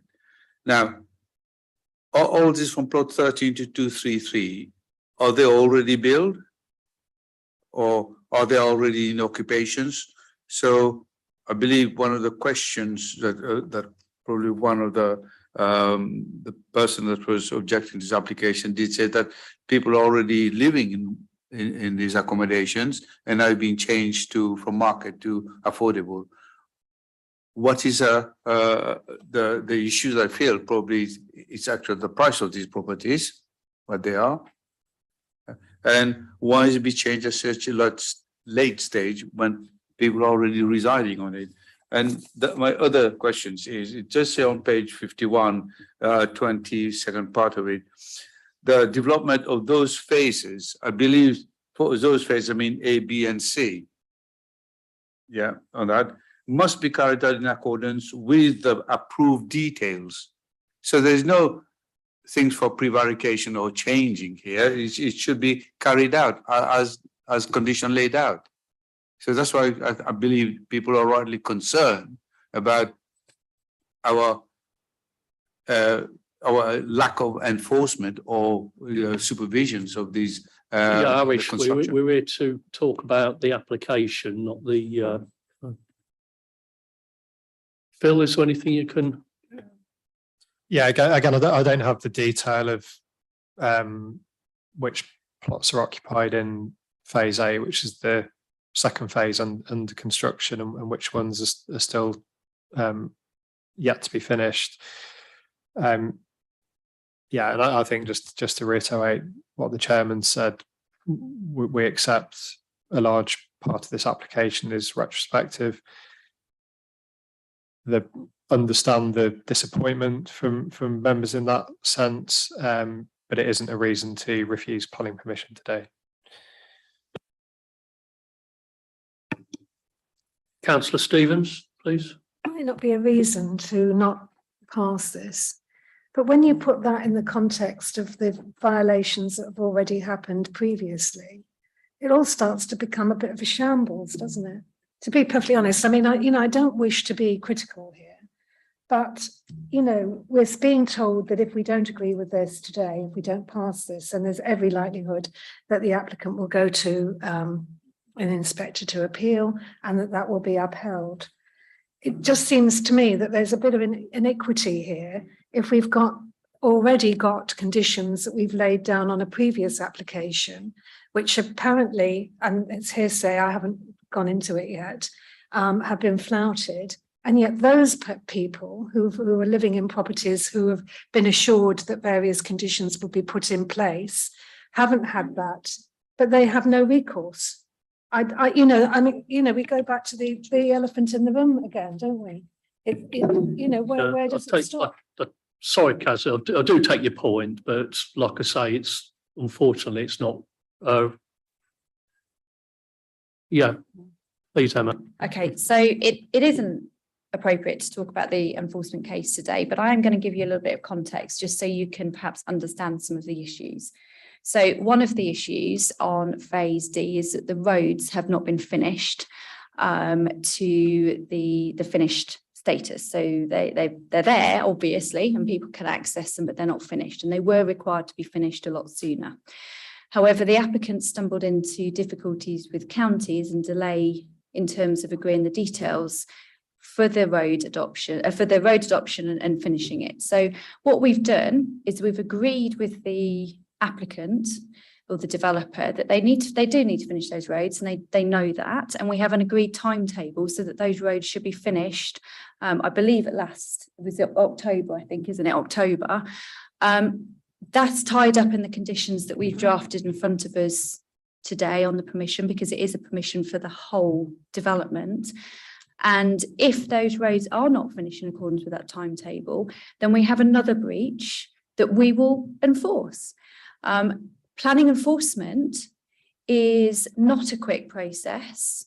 Serving of notices is almost the last thing we should be doing. It's a draconian mechanism for resolving matters, and we should in the first instance be seeking to resolve matters by saying to the developer, you've got a problem here, we've not complied with it, what are you going to do to sort it out? Sometimes there are reasonable explanations as to delays, and we have to work with the developers to make sure they deliver it. So I understand how frustrating it is living on a building site where things are not finished in accordance with the approved timetables, and that will be disappointing for the occupiers living there. But we have been working with the developers, and I expect the outstanding matters to be resolved pretty quickly.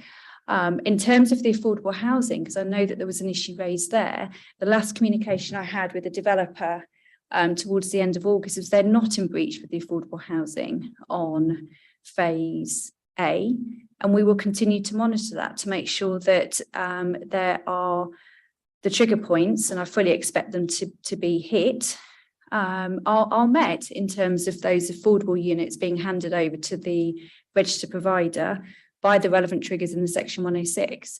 So it's not ideal, but I am satisfied that we have worked with the developers. Myself and the director for growth and culture have met with the developers ourselves, and we've expressed our concern, and we have his assurances along with Hannah's that this will be resolved. Clearly come October, and if the roads aren't finished, then we'll have another conversation. But the matter in front of you today, members, are the changes that are being requested to those house types, those house plots, those changes to the tenures in terms of moving the tenure types around, are they acceptable or are they not acceptable? If they're not acceptable, then there may be reasons to refuse the application. And as you've already heard, the developers continue to build at their own risk, and it is a risk. They'll probably go to a planning appeal, but it is a risk, and we'll see where that goes. But this committee did about 18 months ago agree to the changes, so we would have to examine and go through the changes in detail and explain and set out why they are not acceptable, if that is the desire and then the views of the committee. But I haven't actually heard anything from anybody that says that the amendments in front of you are unacceptable, just frustration that we're in the situation with the enforcement side of things. So I would respectfully request that perhaps we consider the amendments, whether they are appropriate. And if we need to have a separate conversation about enforcement, we will do so separately to this meeting where it's more appropriate. Thank you. Thank you, Emma. Phil, I think you wanted to add something. Yeah, just to pick up on one of the points from Emma then, just to remind members that the planning committee did resolve to approve these changes some 18 months ago plus, and the delay in issuing that decision has been partly on the council side, in terms of a lack of continuity with case officers, and equally partly on the developer's side in terms of a lack of continuity from their project officers. But those changes remain the same as previously proposed, which were previously found to be acceptable. We are now in a position that if the recommendation is followed, that deed of variation can be completed relatively quickly, and this new planning permission would regularise the amendments that are proposed, but it would also regularise several of the timing issues, but it enables the council to retain control over the timings of future implementations through the way the conditions are worded. Thank you. Councillor Selby, please. Thank you very much, Mr. Chairman.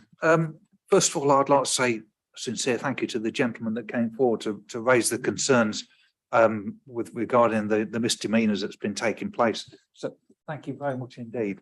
I hope that he will also receive a thank you from our senior officers as well for taking the time to bring these concerns to us, because as members, Mr. Chairman, we don't get to hear about these things unless members of the public raise them, and I like the manner in which he's gone about doing that, so big thank you to him.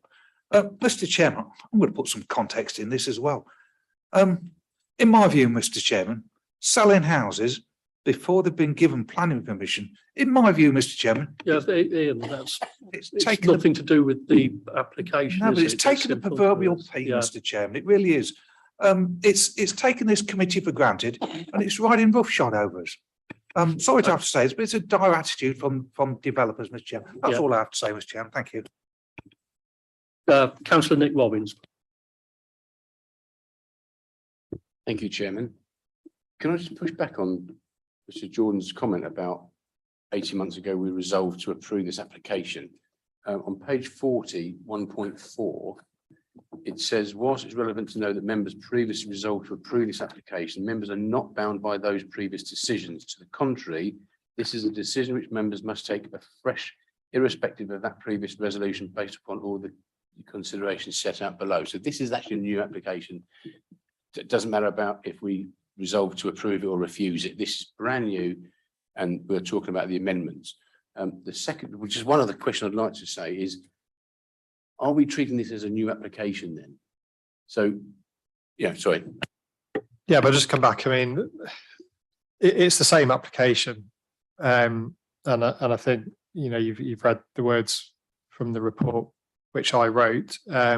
It is relevant that the committee previously resolved to approve the application, and it's also right to say that members aren't bound by that previous decision. There have been changes to policy, which I've highlighted both in terms of the neighbourhood plan and the updates to the National Planning Policy Framework, but there's nothing in those updated policy contexts that are relevant to the changes, which is reason to refuse the application. So it's the same application, the same reference number. This is just an updated resolution from the one that was previously voted on and resolved to approve from members. Thank you for the clarification. So S16 0112, there wouldn't have been a design guide in place as such as it is now. So does the new amendments, is any of the amendments contravening the design guide that is in place now? S160112 is the extant planning permission. The S20 1586 is the section 73 application, which is the application we're considering at the moment. The design guide wasn't adopted, but it was still around at the time that previous resolution was considered. But the minor changes to the house types, that realignment of the access, there's no conflict in the either the design guidelines, the Deepings Neighbourhood Plan, or the updated policies in the MPPF. What just to add to that, what we can't do with a Section 73 application, we can't completely revisit matters of principle. We can only look at the amendments insofar as they're relevant against what that existing extant permission is. So it's the nature of the amendments in comparison to what's already had approval, and whether or not there's any then relevant changes in that sense. And those amendments are very minor and considered to be acceptable in the current policy context. Councillor Baxter. Thank you. I also wanted to push back on this thing about 18 months ago we made such decision. As members may or may not agree, we're doing this job of a committee, and it feels like sometimes we've got both hands and one leg tied behind the back in terms of what what we can do under the law. However, in that meeting, paragraph 24 of the minutes of the meeting of December 2020, we said it was a condition that before each dwelling is occupied, the PV solar panels shall be installed on that dwelling in accordance with the approved details. Sorry, Councillor Baxter, we're looking at this afresh now, and we're but if the officers are going to say, well, are you asking a question or not? Yes, I am. I'm saying, can you ask a question? If the officers are going to argue, sorry, are we in debate or are we in questions? Are you asking a question? Well, my question is, in paragraph, I'll come back to that in the debate if you prefer, but in paragraph 8.2.1, we talk about how the plots are being switched over from affordable to non-affordable. And we've said that some of the properties have already been occupied. We were told by Mr. Riley that the 106 says that not more than 50% of the market dwellings in each phase shall be occupied before the affordable housing units have been completed. So have the affordable housing units been completed? And obviously we're applying for them retrospectively. Have those units been completed? And if so, are more than 50% of market dwellings occupied? The question being, are we already in breach of the 106? Bill, is that the same answer you gave? I think it's the same question, isn't it? So I think I've already confirmed that the last correspondence that I had with the developer towards the end of August is that we were satisfied we were not in breach in relation to the delivery of the affordable housing. Councillor Wood, please. Yeah, and then we'll move on from questions to debate and hopefully get to a resolution. I noticed in the it's a question for Phil or Ellie, as his badge says. It says in the report there's quite a few things about what are outstanding. I know soft and hard landscaping, quite a few things. I just wonder how many things are we at? It just seems like there's a lot of things we're missing on this application. And I just wonder, are there loads of things that we're still asking for but haven't quite got yet? Maybe Phil can answer that. No, I mean, if you look at the way, appreciate it's not a straightforward way of reading conditions, but if you look at the way the conditions are worded, there are certain details which are yet to be confirmed. So starting from condition 2, construction management plan, surface water drainage, foul drainage, archaeology, materials and so on. And that was the position when planning permission was granted under the S16 reference. What's happened to date is those details have been approved for phases A and D. And so those conditions further down, when you look at the compliance aspect of the conditions, which start from condition 13, it refers to the details which have already been approved, but then it still allows for submission of details for phases B and C, which have yet to commence. So effectively, you've got a nearly half-built development, and the bit which hasn't started yet at all. And as I understand things, the land deals have yet to be finalised on those 2 remaining parcels, so that those elements of the development haven't started at all. Those details still need to be submitted and approved, but the details for phases A and D that we did require when planning permission was granted have been approved, and it's just that the compliance condition, which requires the development to be built in accordance with those details, is what the latter half of the condition secures. Okay, thanks, Phil. If that makes sense. Yes. If I can just add to that, what members have to think about with the Section 73 application is in granting it, we're granting a second planning permission. So it doesn't have the effect of amending the first, it becomes a new standalone planning permission in its own right, capable of implementation. So it's always correct to reimpose the original conditions on the original planning permission or a variation of them if, for example, we've already agreed some details and need compliance with them.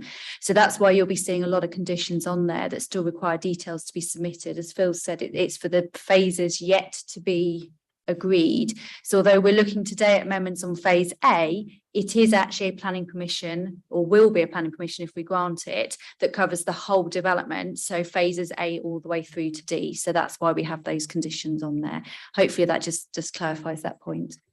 Thank you, Emma. Right, we'll move on to Harish. Is it a question? Because we want to move on.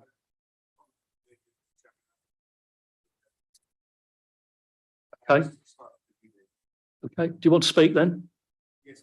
Yeah, and don't forget we're talking about the application that's in front of us and not the history that's gone by, please, everybody. Well, thank you very much, Mr. Chairman, for reminding me of that. I'm a bit concerned about this application. So obviously this has been granted a long time ago and it's been going through the various phases of its development. But listening to what actually has happened, a number of anomalies in it where things have been agreed, conditions have been agreed, to it that has not been implemented. I am very minded, bearing in mind that Officer Phil Jordan said with regards to section 73, it's a new applications. I would be thinking about that deeply. I'm going to propose the deferment of these applications until all the relevant conditions of all the phases has been implemented. We can come back to it. Does Councillor Bishnowsing have a seconder for?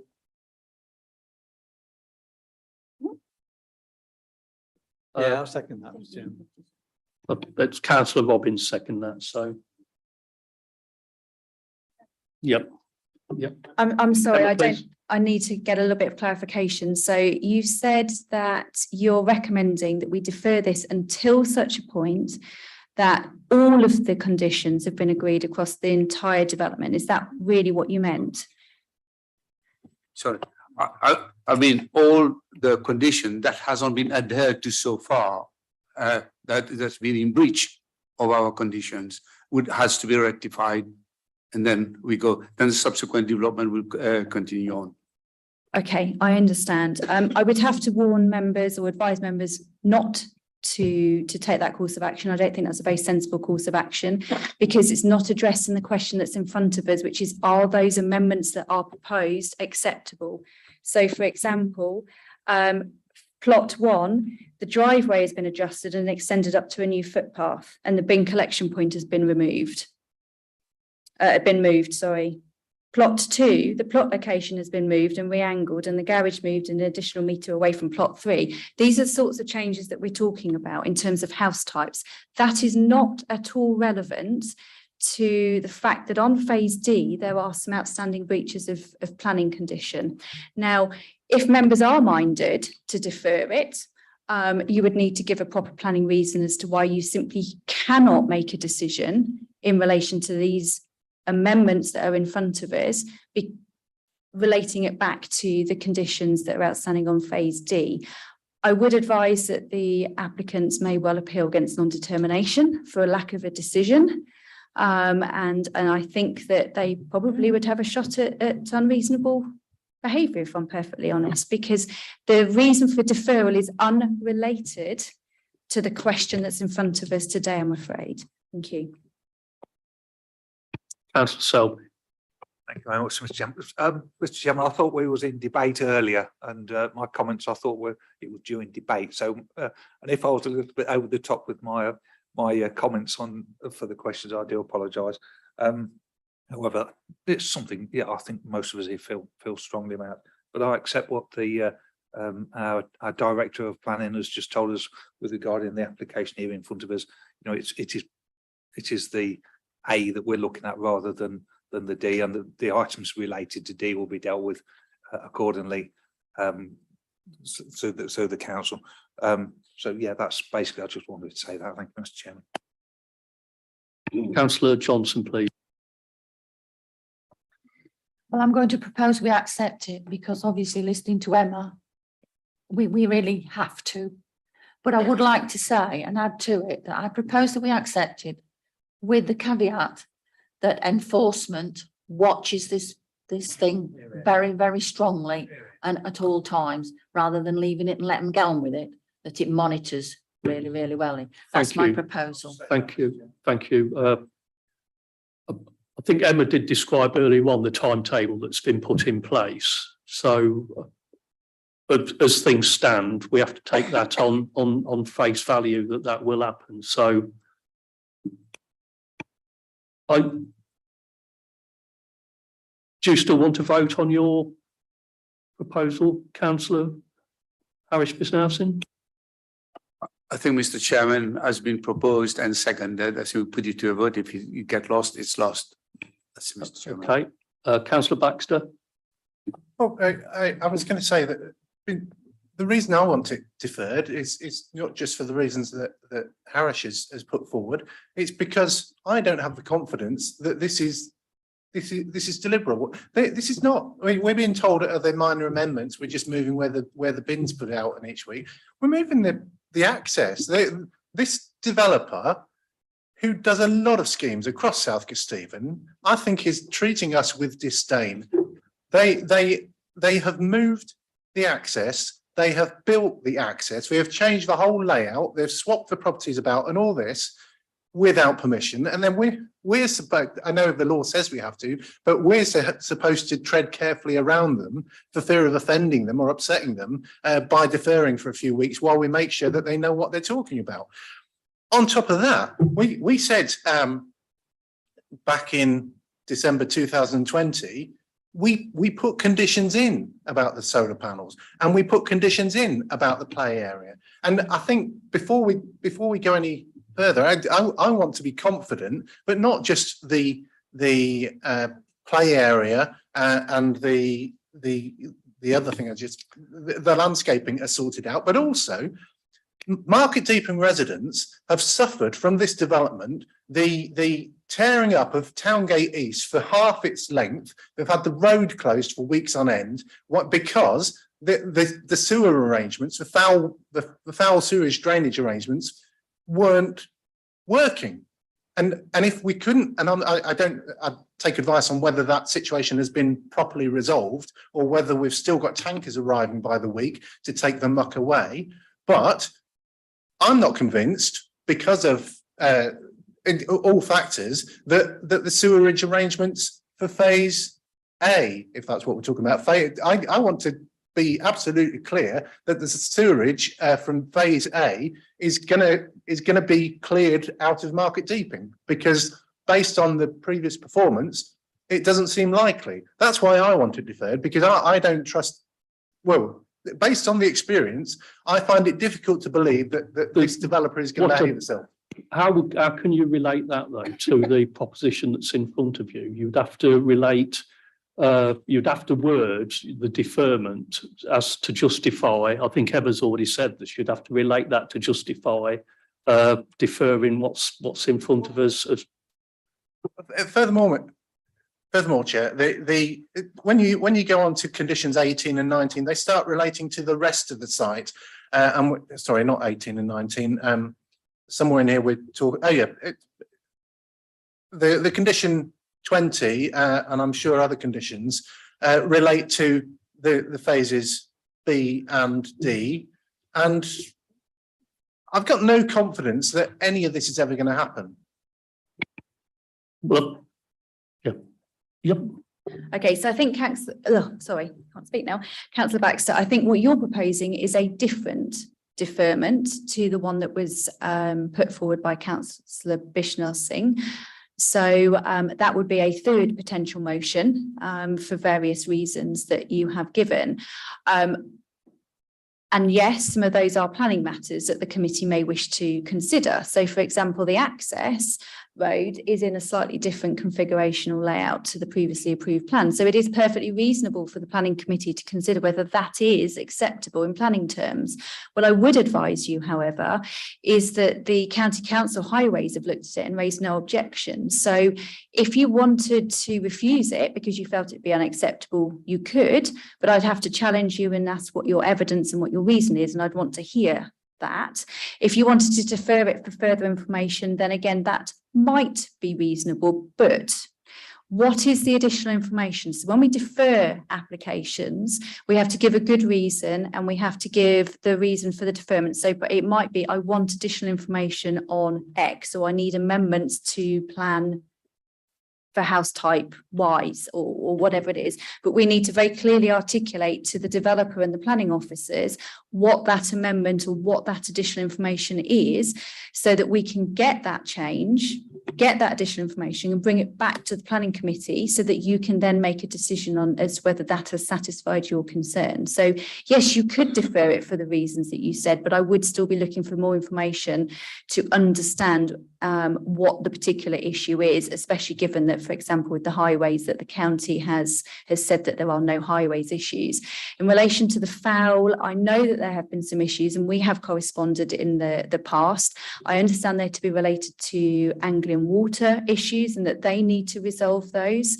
In planning terms, as long as the foul is collected from the site and tankered away or taken away through the adopted sewage system, it doesn't matter as long as there is a working sewage system of some sort on that particular site. I understand the nervousness about trusting the developer to deliver, and absolutely there was a suggestion and a caveat, I think it was Councillor Selby, that we should ensure that enforcement of watching, so Councillor Johnson, sorry. We are watching this site. We are having regular meetings with the developer to make sure that this is delivered. Lack of trust, unfortunately, is not a reason to refuse planning permission, as much as you may wish that it could be. I hope that helps in terms of potential way forward, but you would need to articulate some further details and of course have that deferment if you're proposing it or a refusal seconded. In terms of the process, is it not possible for me to amend Harris's proposition with additional or alternative conditions so that we take the deferment before the acceptance? I'm looking at Mr. Watts at the back and he's nodding, so yes, it would be possible. Yeah. In that case, with Harris's permission, that's what I'd like to do. I'd like to amend Harris's deferment motion to propose that we do defer, but add in these additional reasons.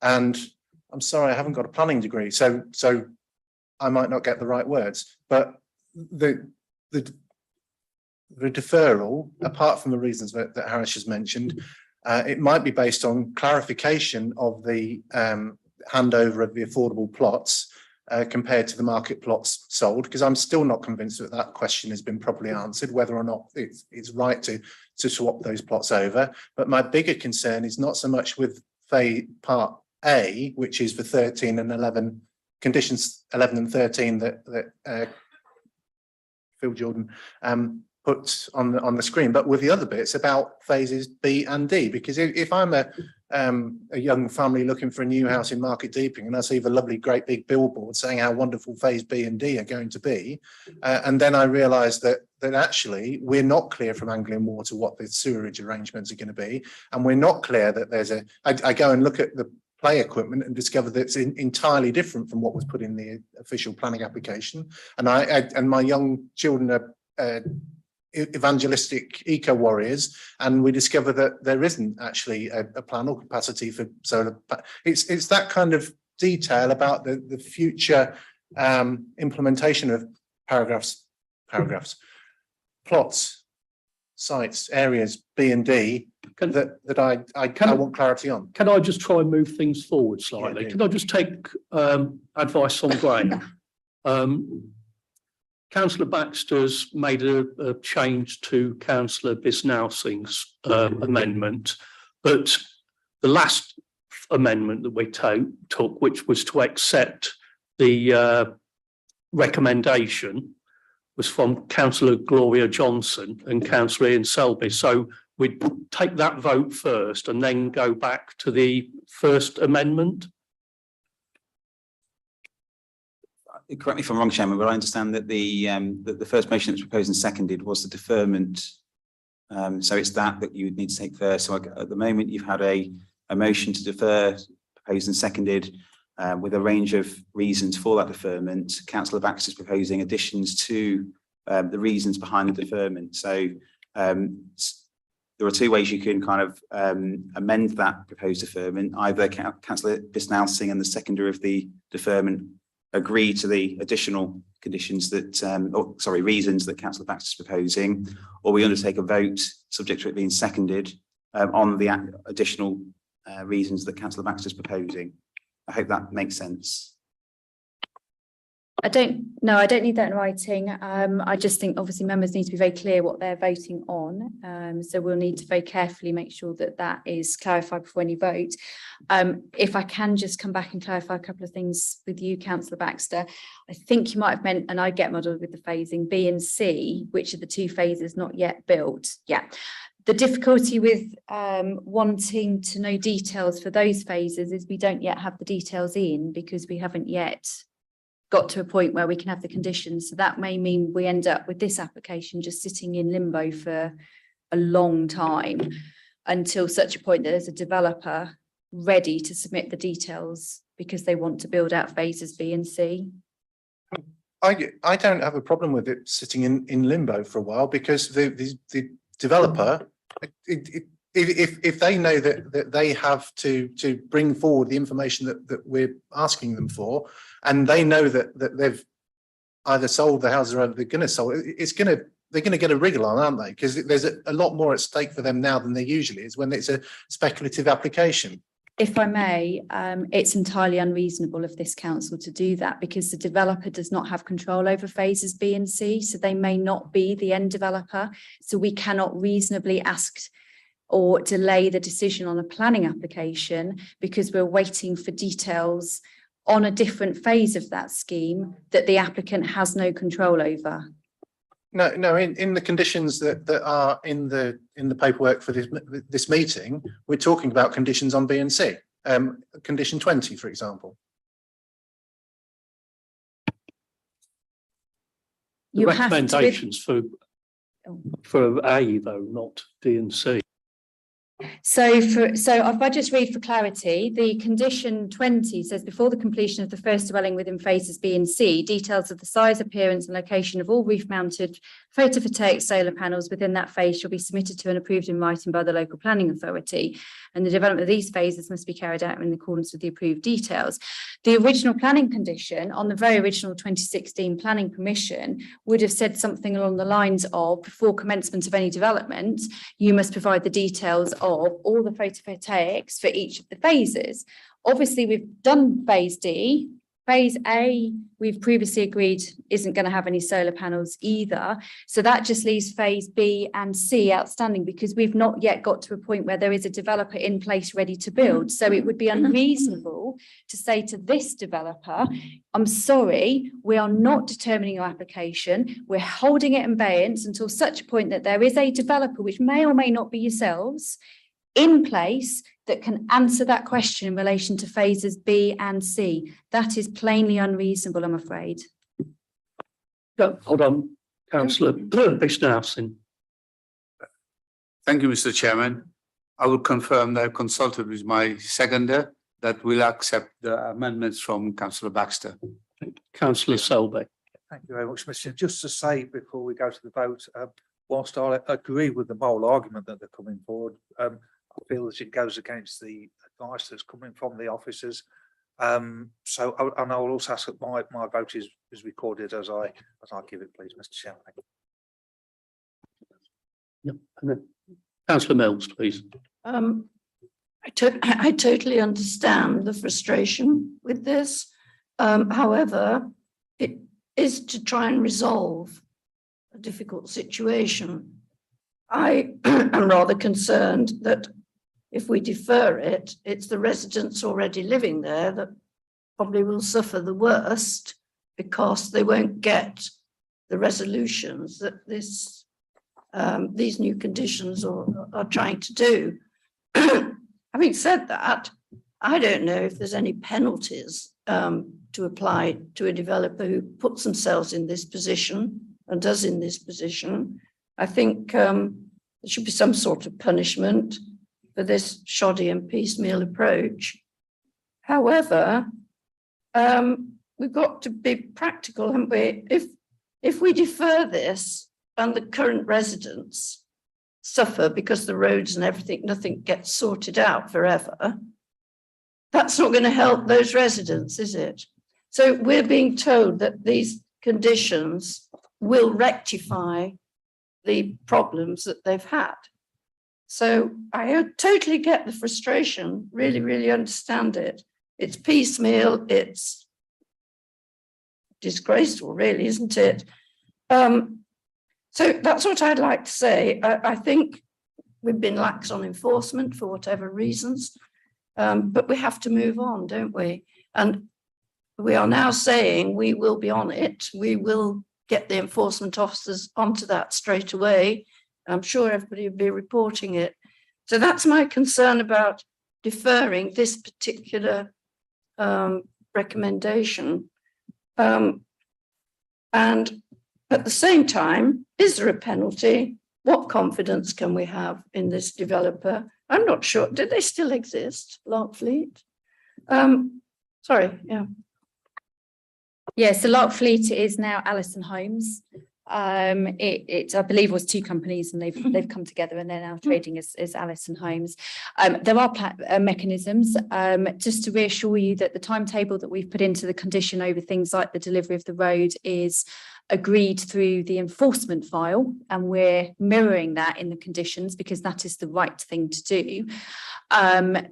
The fact that there is a breach on the original planning permission would still bite, and that still leaves the council open to enforcement action. However, what we have agreed is that we will get the matter resolved because those roads will be delivered on time in accordance with the details that we have agreed. If they are not, then we are open to take enforcement action. That could be through serving a traditional enforcement notice.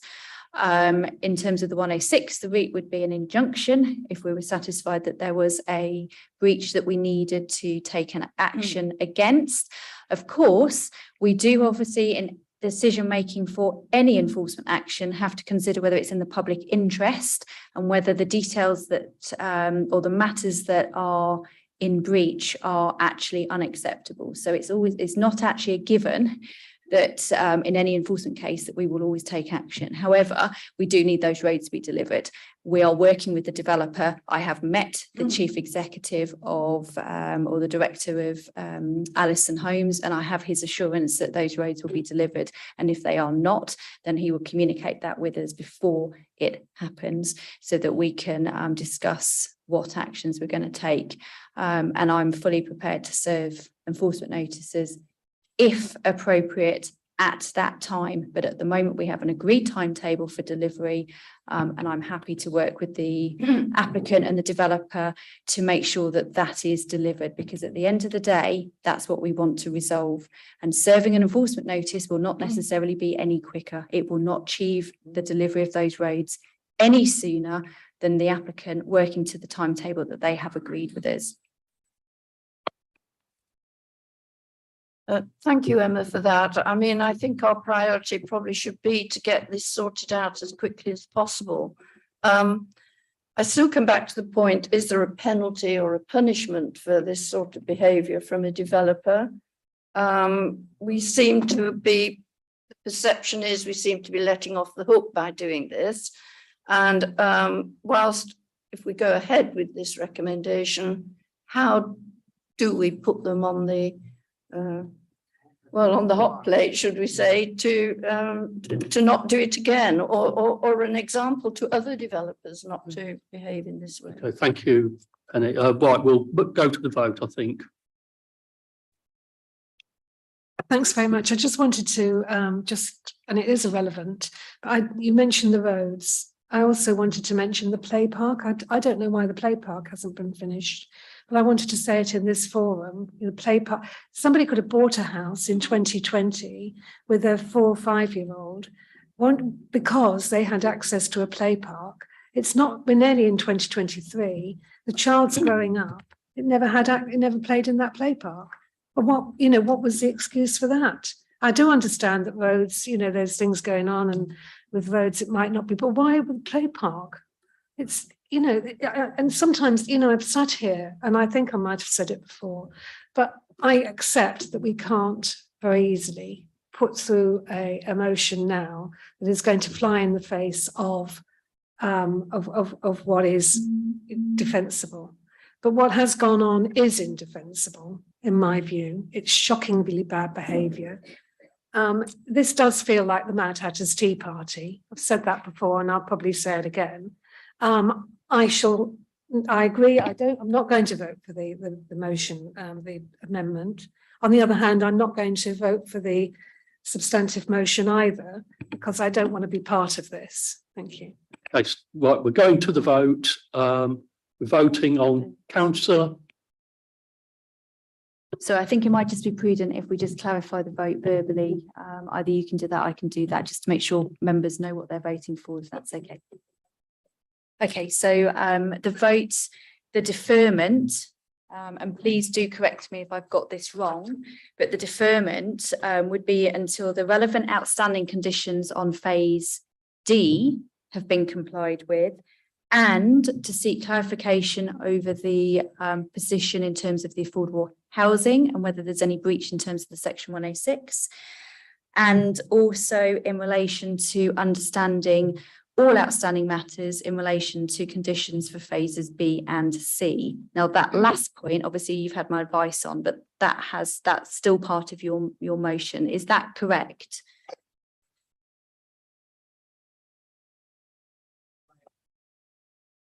Is it only drainage? Right, Because there has been mention of solar panels as well. If I've understood you correctly, you've said that we have no authority to say anything about B and C because the person who's making the application isn't able to say anything about it. They don't even have the land agreement. So are you hinting that clause is redundant and unhelpful? Because if so, I'll happily go with the previous bits. So my advice is that we certainly do not include that last point about the conditions and the details for phases B and C.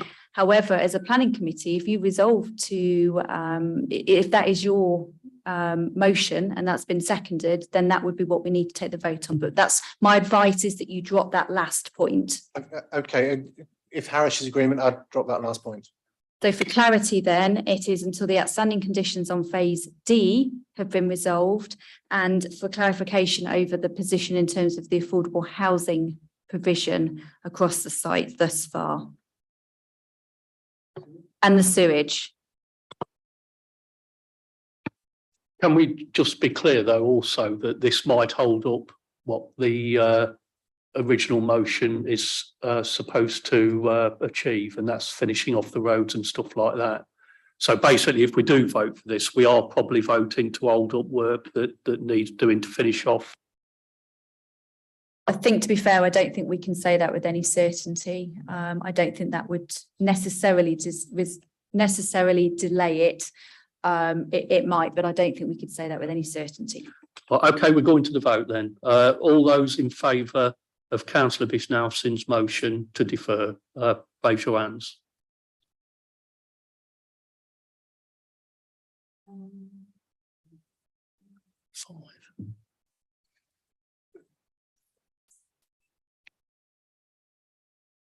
All those against?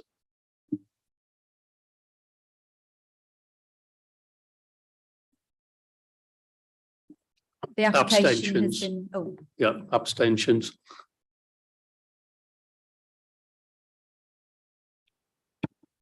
sorry, Chairman, I jumped the gun. The application has been deferred. Thank you. I will have another 10-minute break because I can see everybody's roasting. Thank you. Back here by 5-2, please.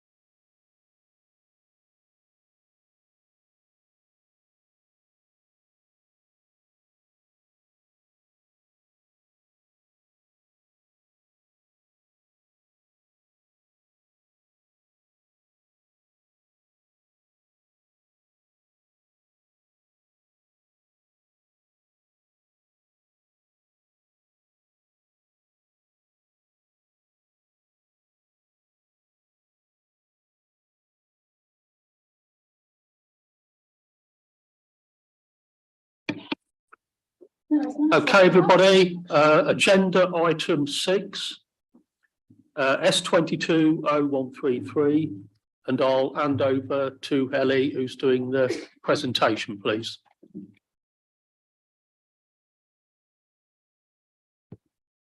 Thank you, Chairman. This application is S220133. It's a householder application. It's been called in by a ward member.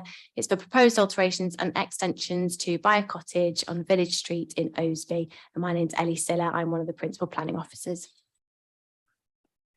So the key issues that have been raised, it's been called in, are the impact on the character and appearance of the conservation area and of the setting of nearby listed buildings. And then we're also looking at the impact on residential amenity. This is an aerial view of the site taken from Google Maps. It's just indicated by the red oval. And you can see the village of Osby surrounding. And then that's a closer view. And you can see to the south, there's a neighbouring property, that's the Paddocks. And then to the right-hand side is a grade 2-star listed building, that's Osby Manor on the opposite side of the street. That's the site location plan that's been submitted as part of the application. It just gives a bit of a clearer representation of the relationship between the site and the surrounding buildings. These are some site photos that were taken the other day. So in that first photograph, that's a view from within the site looking at the neighbouring property, Paddock Cottage. And then on the right-hand side, you've got that gable end of the neighbouring property, and you can see the existing bungalow that's on the site. And then again, on the left-hand side, that's taken from Village Street looking sort of through the neighbouring property towards Buyer Cottage. And then on the right-hand side, the existing bungalow that's Buyer Cottage. And then a couple of photos of the access and the street scene just outside of the site. So some points about the character of the conservation area of Osby here. The traditional buildings date from between the 17th century and 19th century. They're mainly constructed, of course, limestone, rubble or brick. Some have been rendered or colour washed or have colour washed frontages. They're mainly vernacular in character, 1.5 stories in height, steep pitched roofs, dormers in the roof or 2-story cottages. Stone boundary walls are a common feature, as well as clay pan tiles for the roofs. So some relevant recent site history. S21-1270 was refused last year. This was for a very, very similar scheme. The reason that it was refused was because of impact on trees. The proposed extension would have been built within the root protection areas of the trees, which are protected by the conservation area. And so it was refused on insufficient information. This is the proposed site plan that we're looking at today. So the 2 trees on the boundary are the reason for the previous refusal. So you can see that there's an L-shaped extension. I'll just use the cursor to explain it. So this is the existing bungalow, and then this L shape is the proposed extension. So previously, this wall here would have followed this line, and it's these trees that would have been impacted. These are the proposed elevations of this current application. And this is a comparison between what was refused last year and the current application. So in red at the top, that's the current application. And then on the bottom in blue, that's what was previously refused, but just bearing in mind it wasn't refused on character. So this is just to compare the difference between the elevations. The main difference in the design is that previously, just use the cursor again, previously the first floor that's being proposed was in a linear form, sort of following on in line with the bungalow. But now with the revised layout, there's an L-shaped first floor. So it's this elevation here, the east elevation, that would be the visible elevation from the street scene if you were looking into the site. This south elevation is what would face the neighbouring property that you saw on the previous photographs. And then these two elevations would be the ones that they wouldn't really be visible from the public realm. The west elevation would be the rear, so that would go into a small private garden area, and that would be the north elevation. So you can see the differences, the slight differences in the roof design. It's now hipped, where previously there was a gable. And yeah, just a few different differences.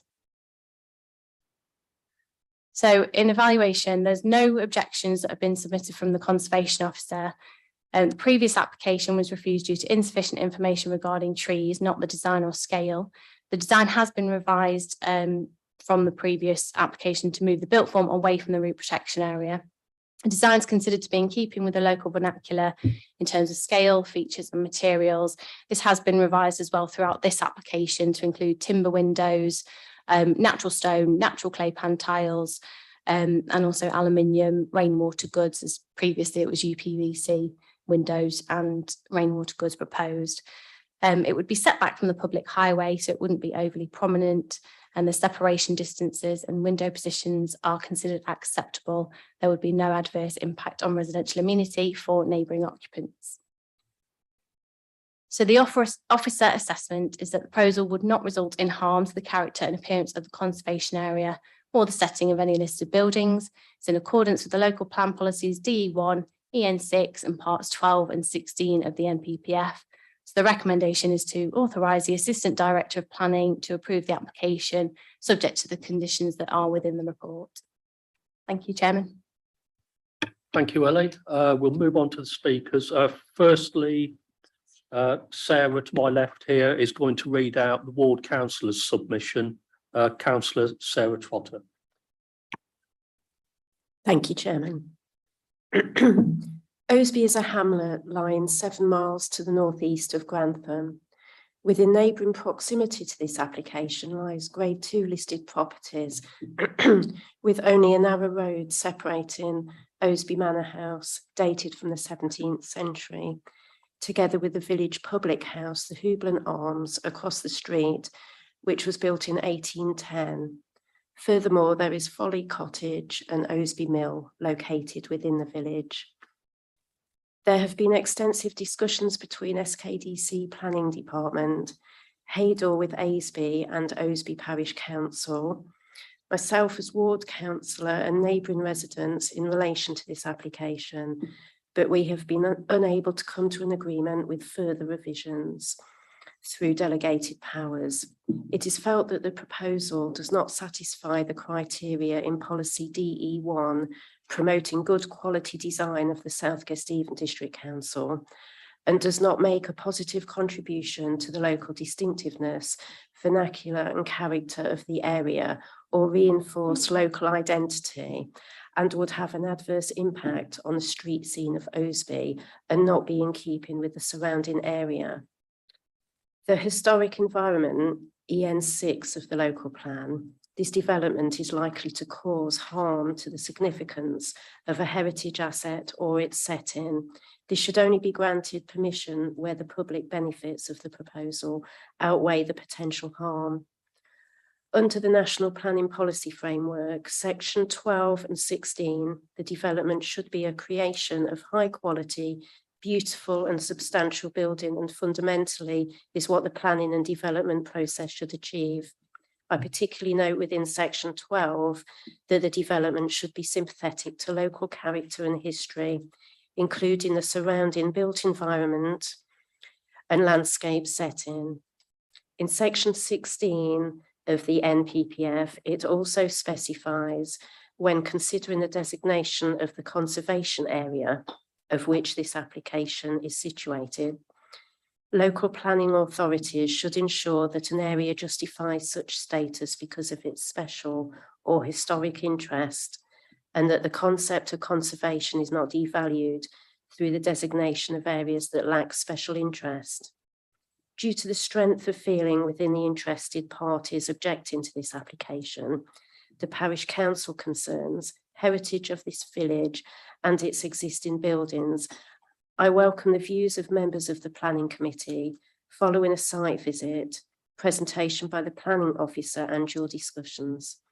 I feel passionately that we should be protecting our small rural villages and listening to the concerns of those people living within such a historic and pretty village of Osby.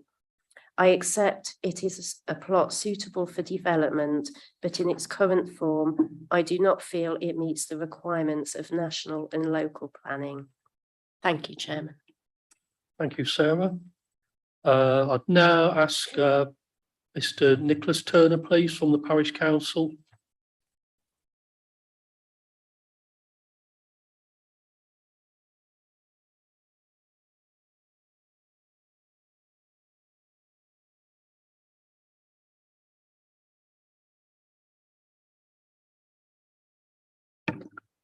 Thank you, Mr. Turner. You've got 3 minutes. Thank you. Thank you, Chairman. I'm grateful to you for allowing me to speak this afternoon. I'm a resident of Osby Village and a member of Haydor Parish Council, which represents the 3 villages of Haydor, Osby and Osby. I'm extremely proud of the heritage of Osby and especially its designation as a conservation area in the core area of the village. It is rare indeed that in this part of Lincolnshire, a village can boast so many listed dwellings and an approach to the village which is so rurally orientated and attractive. You may already be aware that the conservation areas were started under the Civil Amenities Act in 1967, and the nearby town of Stamford was the first one created in the country. The Osby Conservation Area was actually created in 1982, exactly 40 years ago. Within the immediate area of Bar Cottage is the highly important Grade 2 starred, and I emphasize starred here as it is relatively scarce accolade, literally within 10 meters of the access to Bar Cottage. Within 50 meters of the site is the Grade 2 listed Osby House, and adjacent to the manor is the Grade 2 listed Folly Cottage. Around the corner from Folly Cottage is the well-known and popular hostelry, the Grade 2 listed Houblon Arms. My colleagues and I strongly believe this development is not in keeping with the ethos of the village. It is urban in its design and lacks any village or rural charm or vision. It certainly does not come up to standard in respect of policy DE1 promoting good quality design of the South Kesteven local plan or the requirements of the MPPF. No benefits of the scheme have been demonstrated, and there would be adverse impacts on heritage assets, which, as already stated, include the important Grade 2 starred listed building. Planning permission was refused on this site in 2001 due to impacts on character and appearance of the conservation area. Given there is no change in the character of the conservation area since this time, surely the same principles should still apply. I might ask, what is the point of having a conservation area at all if a development such as this is allowed to be approved in such an important historic area? We need to be very careful what type of development we approve in such close proximity to 3 highly important Grade 2 listed buildings, and even more importantly, directly adjacent to a rare 17th century Grade 2 star listed manor house. I respectfully implore you, ladies and gentlemen, to give what I have said your serious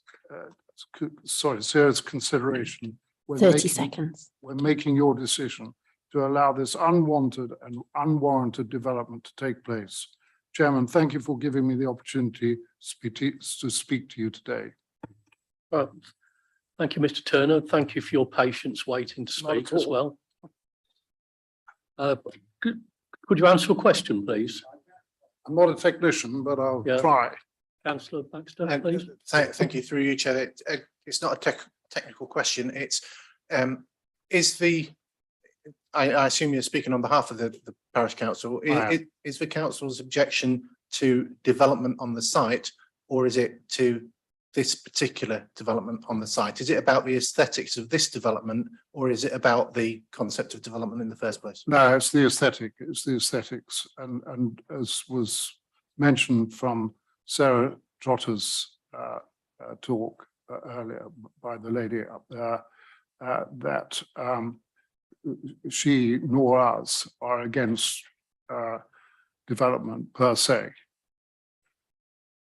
It's just very urbanized and very unattractive. Thank you very much, Mr. Turner. We've gone over the 3 hours, so we better have, yeah. Okay. Are we all in favour of carrying on then, please? Are we all in favour of carrying on? Councillor Woods, are you, or are you going to vote against? Right, thank you. Thank you. And the next speaker is the applicant's agent, Clive Wicks, please.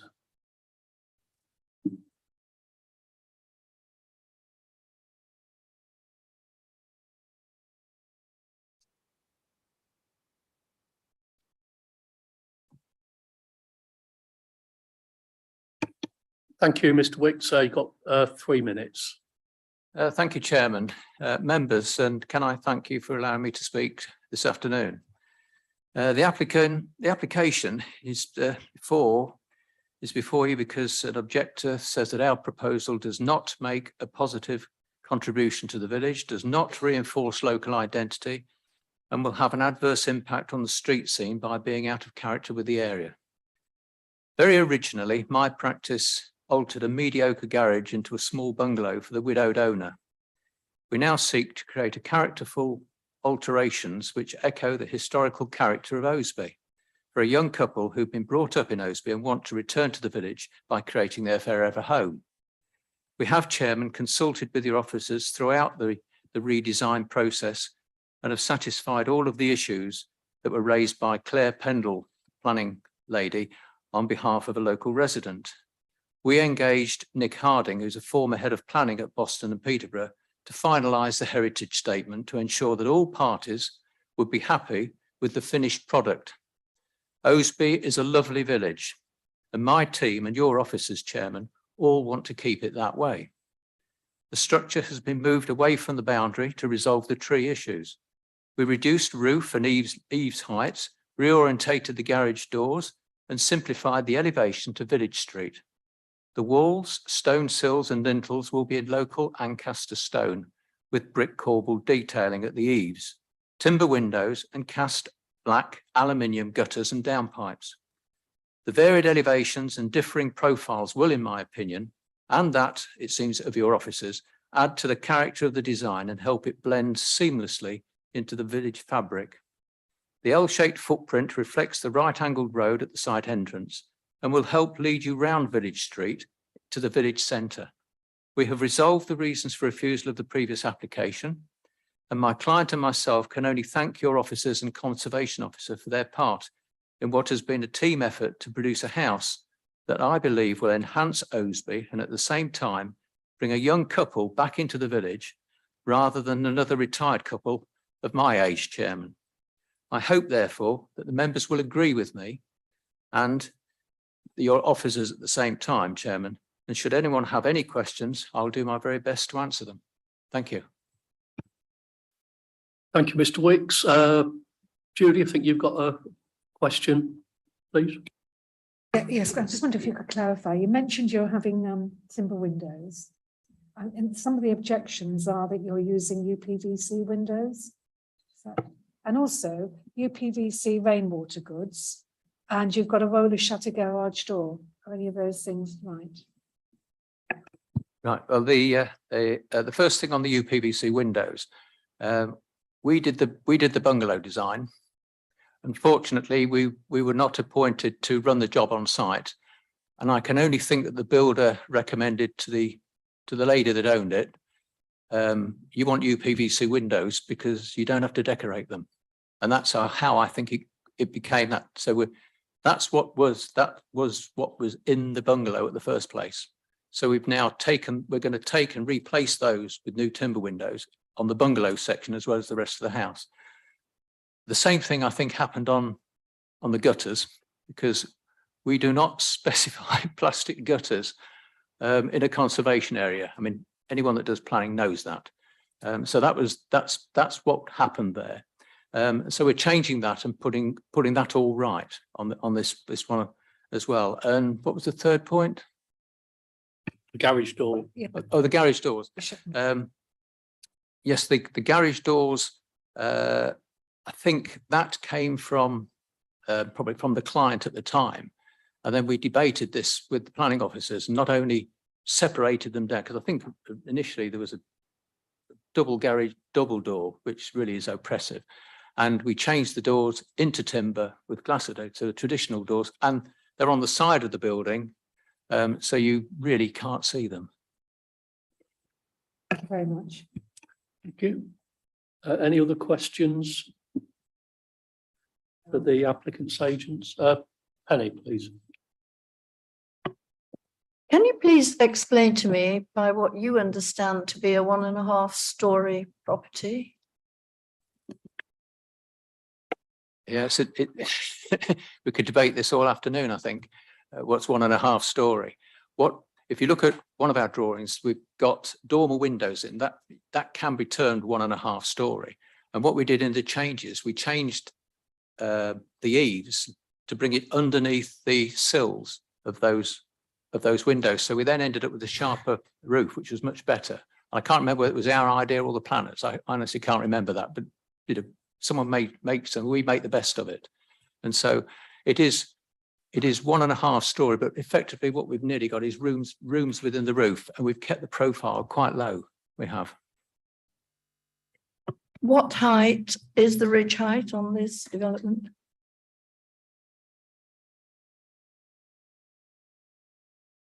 I can tell you exactly.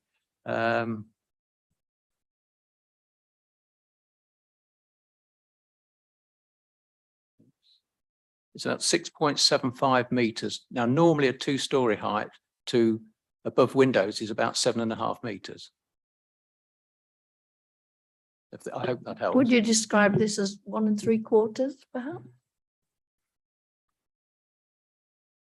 No, I wouldn't.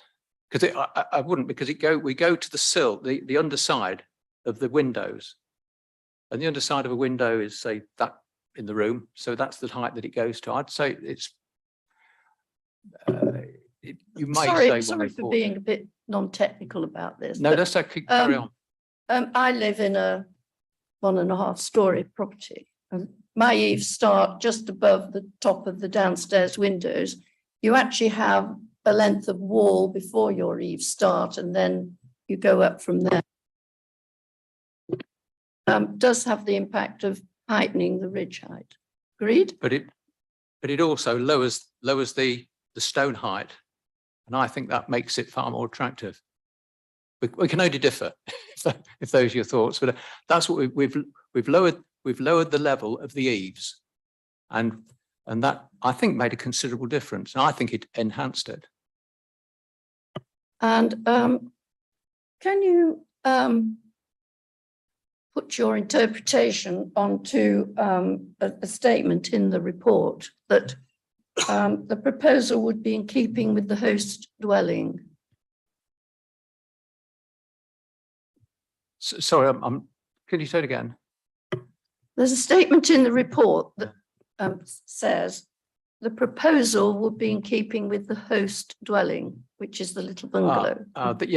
In that respect, what the officers were doing, they were relating to the building to the left of our plot. When you look at it from the road, and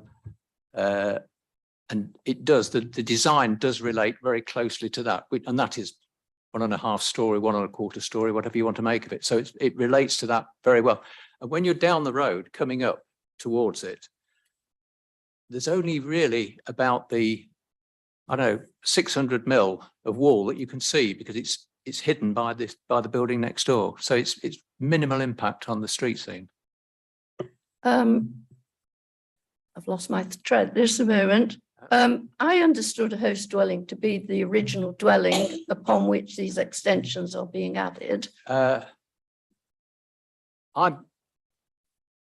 couple that owned the house, he died, and then we converted the garage. So that's why I tend to call the host building the original one that was on the site. If we're talking about the bungalow, yes, it is different from the bungalow. Can I have some? Well, I'll ask the officer to clarify that. Thank you. Yep. Okay.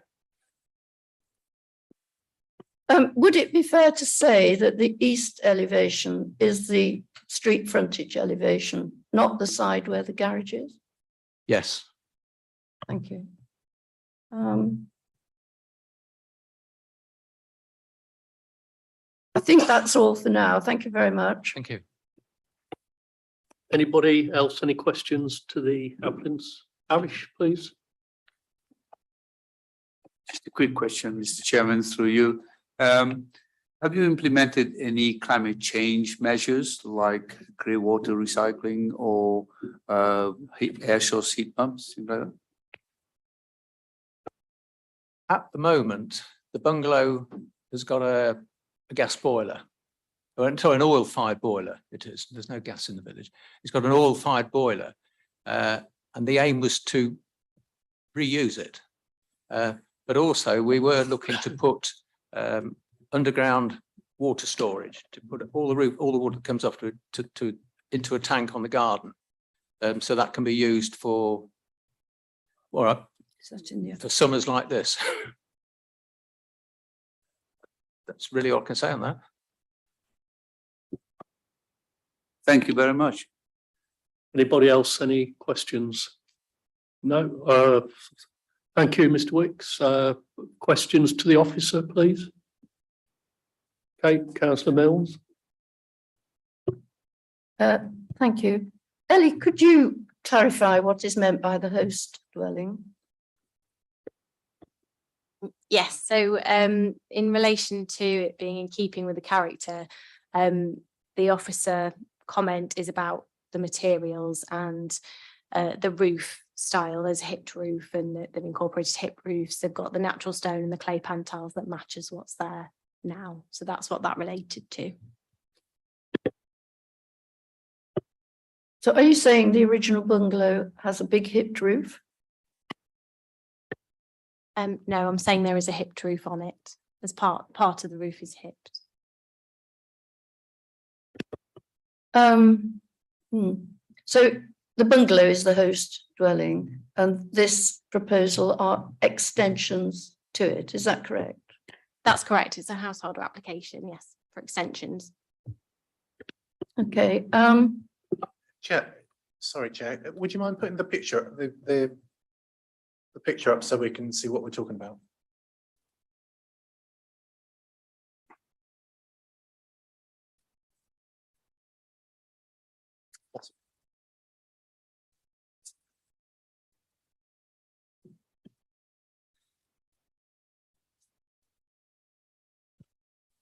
So the elevations that you want? Yeah, or the drawings. Yeah.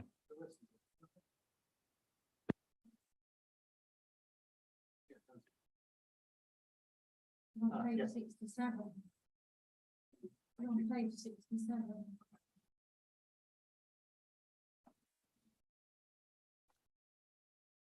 Sorry, Chair, I just thought it'd be easier to point at the picture rather than to. Are you still asking questions, Councillor Mills? Yes, what reference has been made to the design guidelines and the extensions SPD? It's not really referenced in the report, but I know where you're going with this about it being subordinate. And there is a part in the design guidelines, which are guidelines, and they do need to be applied within the context of each application. But in 6G, which is referring to extensions, it does say in some circumstances it may be possible to have an extension that respects the integrity and character but is not subordinate. So it's not so much guidelines are there as straight fast rules that have to be like specific measurements and things. It is guidelines, and it's to ensure that the design is appropriate and doesn't harm the character of the area. So yes, this is bigger in scale than what is there as existing. So we wouldn't describe it as subordinate, but you need to look at it in terms of, does the design harm the character of the area? Thank you. Mind if I think I'm right in saying that in the extension study dwellings supplementary planning document, it does actually say, regardless of the size of the dwelling, the extension should be a subordinate addition. It does talk about being subordinate, but there's a section in that same, that the bit that I just read out is also in there. But what I'm saying is they are guidelines. They don't, you just have to look at it in the context. So yes, in general circumstances, we would normally look for an extension to be subordinate, and it gives examples within the design guideline of you know, good extensions which are set lower than the ridge, examples like that. And this doesn't follow that, but that isn't necessarily a reason to say that it's bad design. You're looking at a small property that's there as existing. And from what the agent has described, the applicant's intention is obviously to make it a family home. So in this instance, that's what they're trying to do, and it would require a bigger extension. You do have obviously the right to come to a different conclusion than the officer. But in terms of it being subservient, that's not, we're not saying it is subservient, and it doesn't rest on that as to whether or not it's acceptable. Okay. Councillor Gloria Johnson, please. Thank you, Ellie. Would you say that in these plans now that they've addressed most of the concerns of the opposition or people who are objecting to it? Or do you think it's not really gone far enough to offset what their concerns are? Thank you, Councillor. I think part of the concern is clearly the scale that has come up quite from different views. But in terms of the design and the materials, they have come a long way in improving what was done previously. They did have UPVC, for example, previously, but it's all timber. There's robust conditions on to make sure all the details are in keeping with the conservation area. So it is officer opinion that the design is acceptable in terms of the conservation area. Councillor Ian Selby, please. Thank you very much, Mr. Chairman. I'd just like to ask Ellie if you could show us a plan of where some of the grade two listed buildings and the other points of interest in the village are, please. I know where the local watering hole is. That's the Ublon Arms, by the way. I used to serve very good food in there one time. I don't know whether they still do or not, Mr. Chairman. But and my apologies, I couldn't make the site visit on Monday, but I do know the village a little bit. So I just appreciate if you just point those out to us, please, Alice, where they are in relation to the application. Just say that there is some in the pictures in the supplementary documents as well. Yeah, I've also been on the Google Streets, which is always very helpful, Mr. Chairman, and Google Maps. But you know, I'd just like to point out, please. Sorry, Ellie. Thank you. So this is the site, and then the closest listed building is this one here, which is grade 2 star listed. That's Osby Manor, and then I think it's Osby House here. Off the top of my head, I'm not sure if it was Osby Lodge as well. If anyone's got that to hand. Paddock Cottage isn't listed, and the Horblin Arms is somewhere roughly here. It's not shown on that map. It's sort of in this direction, and Folly Farm is here as well. That's grade 2 listed.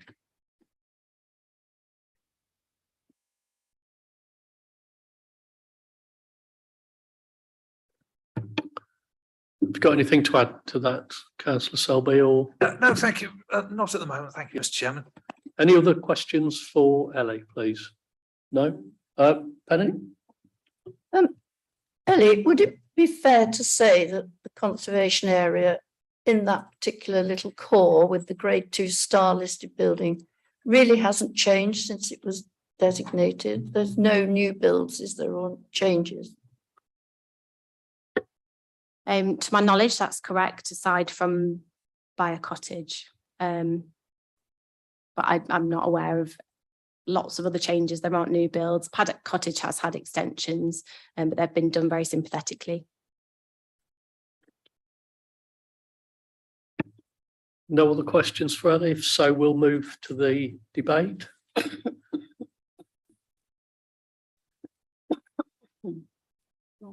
Yes, well, Councillor Mills, please.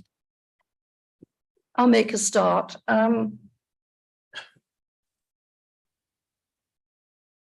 The original bungalow which was refused in 2001, and bearing in mind the conservation area hasn't changed, was on a similar position in the middle of the plot to these extensions. Presumably they overcame that refusal by placing the bungalow in the far corner where it's more recessive, building it of stone with a simple gable facing the road.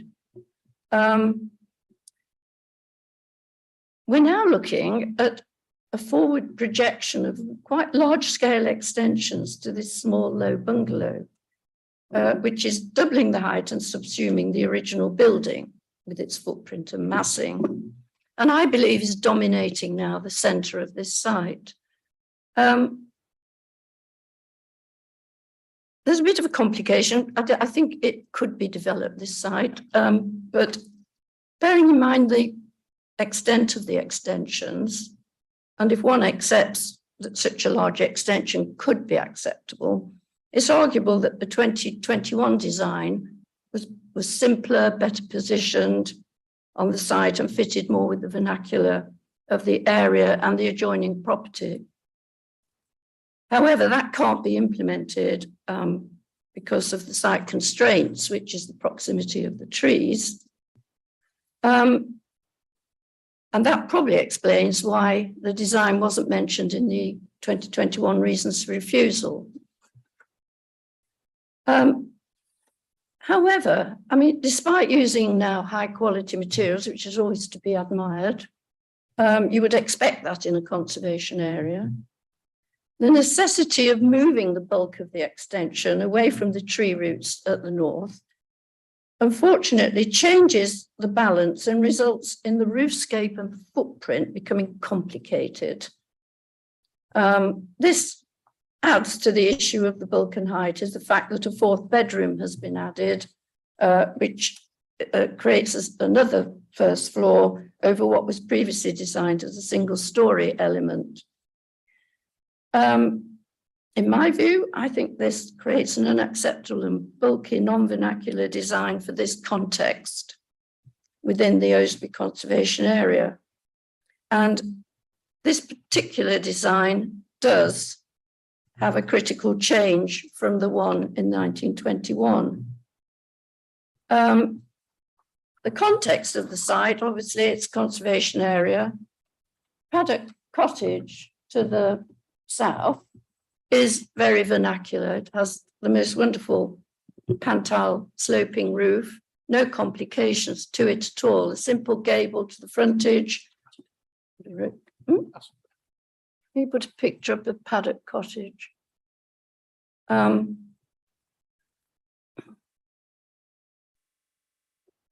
you, Ella. And you compare that with the convoluted roofscape of this current proposal. So I think also Osby Manor, which is a grade 2 star listed building, we've alluded to it, it is very important. And we perhaps ought to look at the setting of that in this part of the conservation area, as well as the other grade 2 listed buildings, of which there are several around. So I think there is harm. I think there is harm by this proposal due to the scale and the height and the positioning of it on the plot. So I will wait for somebody else to speak, but I am inclined to propose refusal of this application. And I can go into more detail once we've debated further. Is that, you are proposing that, Councillor? Yeah. Any other speakers, please, for the debate?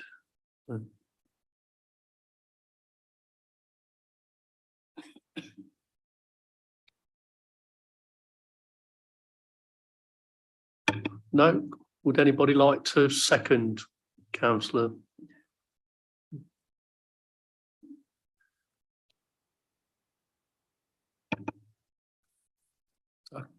Thank you, Councillor Selby.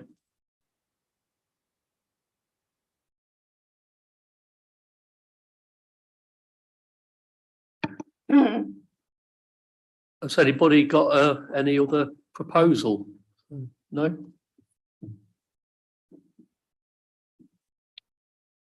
Robbins, please. Thank you very much. And personally, I like the changes that have been implemented on this application. I think the applicant has worked well with the officer in a proactive way with regards to this.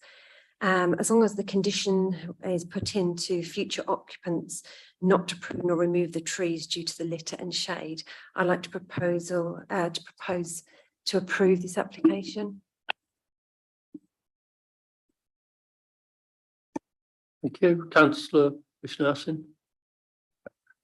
Mr. Chairman, I'm a bit confused. I have great respect for Councillor Penny Mills. Right, but on the paragraph 66.4, it said paragraph 202 of the NPPF requires that where there is less than substantial harm is identified, the harm should be weighed against the public benefits of the proposal. In this case, it has been concluded that there is no harm to the settings of the significance of the conservation area. So I'm a bit, this is probably from the conservation officer, the observations. So I'm a bit conflicted in terms, I can see exactly where Penny is coming from. Without I'm minded to it, but I'm torn between the two statements because I see they have gone through considerable amount of departed to satisfy what has happened from the previous applications. They've changed a few things, and I thought that probably is more acceptable currently as is proposed. But I'm conflicted, even though I can see Councillor Mills' argument from that. Emma, do you want to come in, please? Thank you. So I think it might be helpful if there was certainly almost like a clear reason in terms of I've heard that there's concern about the design, the bulk and the massing in relation to its impact on the conservation area, but I think perhaps if Councillor Milne can just clarify that in terms of her motion to refuse. But in terms of the tests, the view of the officers, including the conservation area officer, the conservation officer, sorry, is that the proposals don't harm the significance of the conservation area. So on that basis, that's why it's recommended for approval, and that's why you've got the recommendation in front of you. Now, you could, as a planning committee, decide that you don't agree with that view. You feel that it is unacceptable and it does cause harm to the character and the setting of the conservation area. You'd need to clearly articulate or be satisfied what that significance is and why it offends or why it causes harm to that significance. Once you've done that, the tests that are in the local plan policy, but also in the national planning policy framework, and they're the ones that you've just read out, Councillor, in terms of the report, do direct us to a situation where if we find that there is harm, less than substantial harm, sorry, to the conservation area, to the heritage asset, and I'm not suggesting or think you're suggesting substantial harm because that's usually I lost the ability to speak now. So that's usually total demolition of a heritage asset would be substantial harm. So if you are satisfied that this causes less than substantial harm to the conservation area, then you would be required to assess if there are public benefits that may outweigh the harm. Generally speaking, for a householder extension, the desire to have a larger property, to have more bedrooms, whatever it is that they're doing, generally they are private benefits, not public benefits. Occasionally you can have public benefits, but normally on just a householder extension it's unlikely. But if we get down to that point, then I'm sure Ellie can identify if she's aware of any public benefits that the committee might need to be aware of. Does that clarify the policy test? But obviously you need to decide in your mind as a part of the committee if you are happy that this causes harm to the significance. If it isn't, you shouldn't be refusing it for the reasons suggested. Thanks. Do you want to come back? Yes, I would like to come back, Mr. Chairman. Thank you, Madam Assistant Director. I'm conflicted in two ways because the recent appeal decisions on Cherry Hall Lane development, where the inspector gave a very similar verdict that with respect to the historical monument, which was Leonard's Priory, he feels that there will not be significant harm because of the public gains of the affordable homes. And here I tend to probably, again, agree with Penny here, even though there's no gain in terms of affordable homes, but here there's only one bungalow, but we're talking about the conservation area, conservation as a whole there, as opposed to one particular historical monument, which is greater in terms of harm that is done to the place, the conservation area or to a historical monument.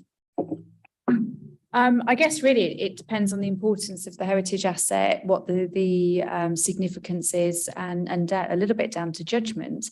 Now the building's not listed, so it's a conservation area, but that doesn't give it any less status as a heritage asset. It just means it's a different type of heritage asset to an ancient monument or a listed building, for example.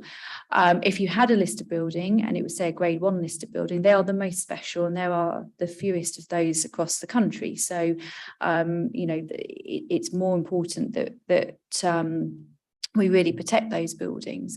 The fact that this is a new dwelling in a conservation area probably gives it some scope for extension, because you haven't got a particularly old building in itself to worry about modifying. But that doesn't mean it can't cause harm. That doesn't mean an extension couldn't harm the significance. It's about what is the significance. The conservation area, as I understand it, is characterized by certain types of material. In terms of the vernacular material, you've got relatively low buildings, you've got the properties certainly either side of it, which I think are quite modest in scale.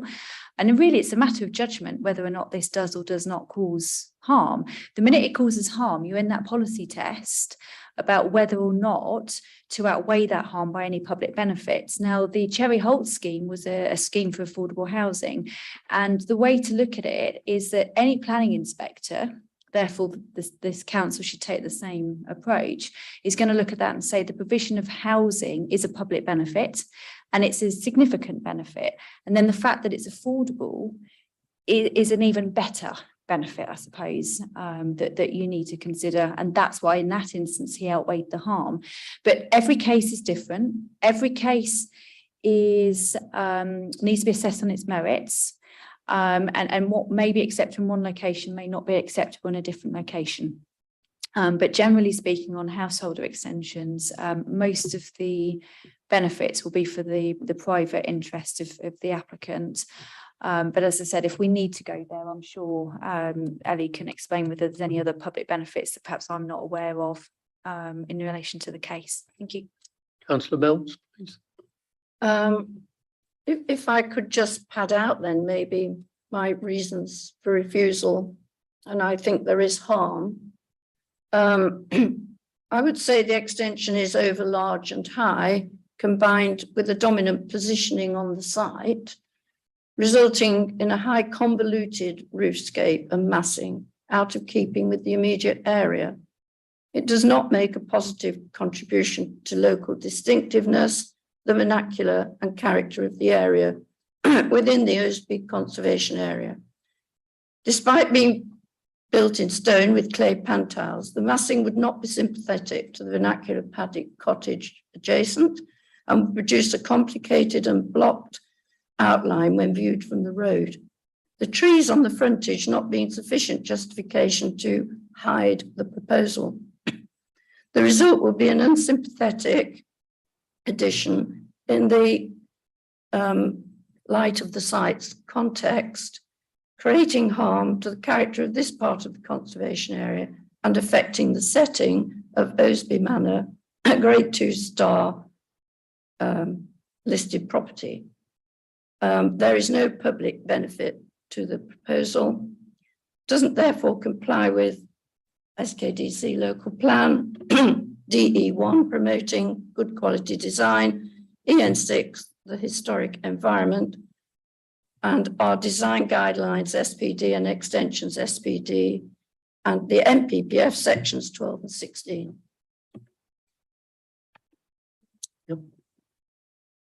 If I may just come in with a suggestion, I think if the committee's mind to run with that, we could perhaps just finesse some of the wording in the condition. Just in terms, it's very long, and I think there's so the trees, for example, I don't think need to be in there. But I think at the end, it would be a case of saying that there are no public benefits which outweigh the harm. So it's just some subtle wording like that we can finesse.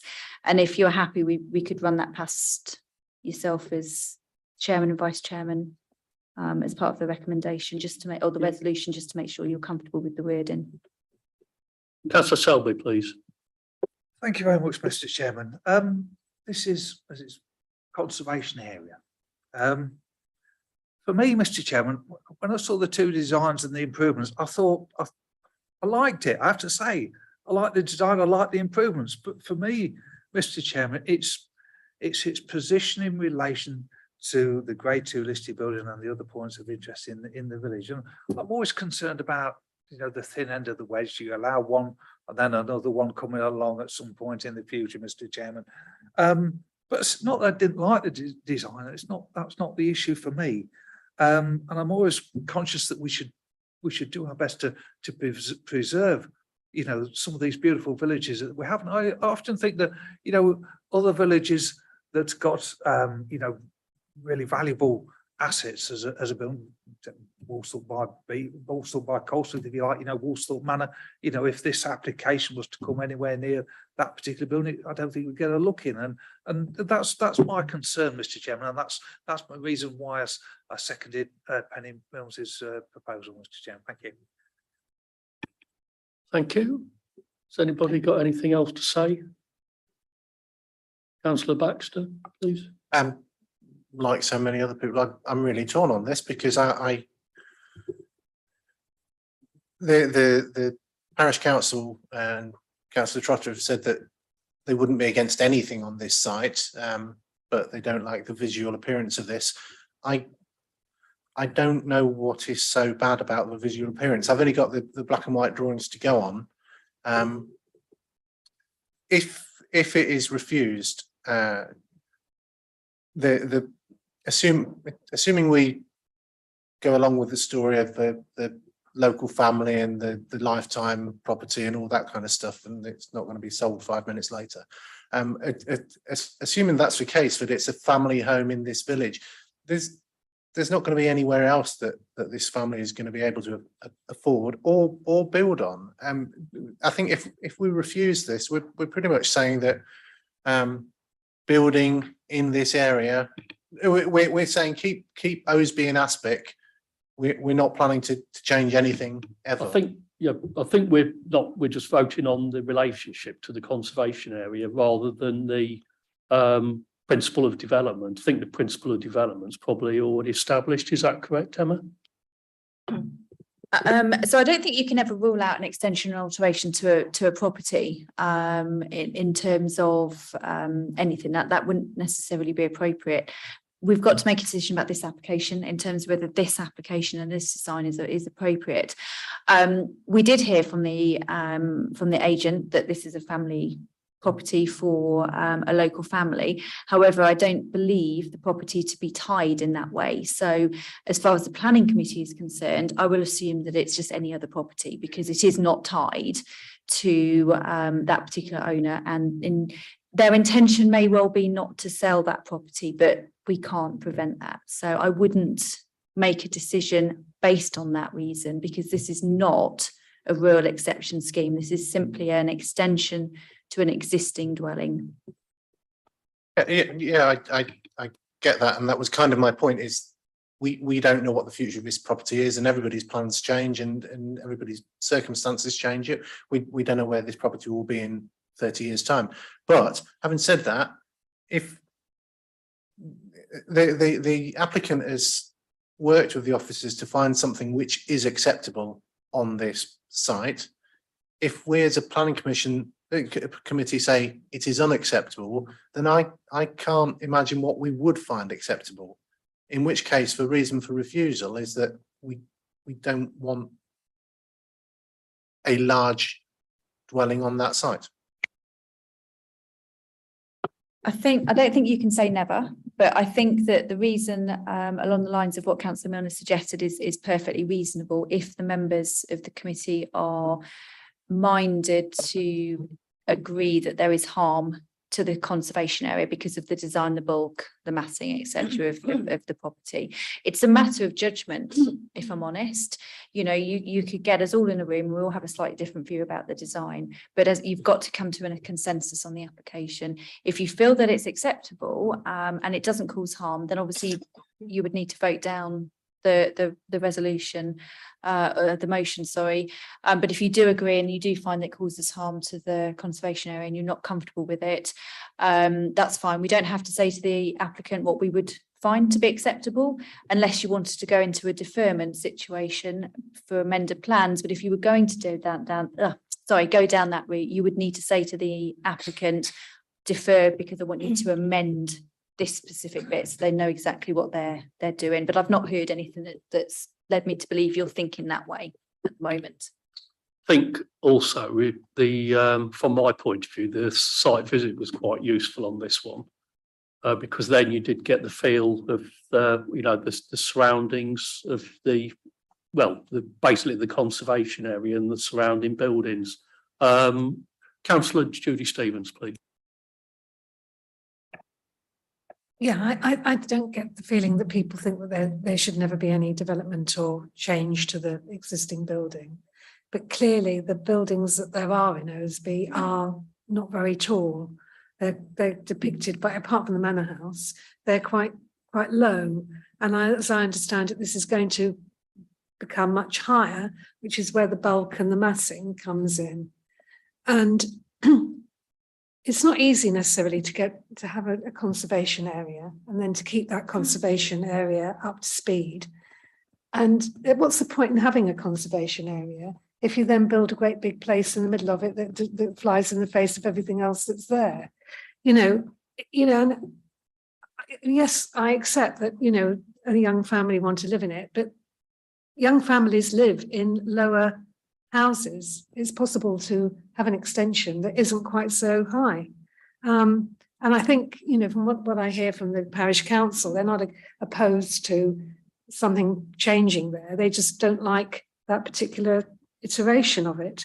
So, you know, I think sometimes we do have to kind of treasure some of the things that we have, because we just go through so many villages and see them that they've been completely ruined, and it's a thin end of the wedge, isn't it? If you start with this and you put and then something comes along and you've got another bit, and then before you know it, your conservation area has gone right out the window.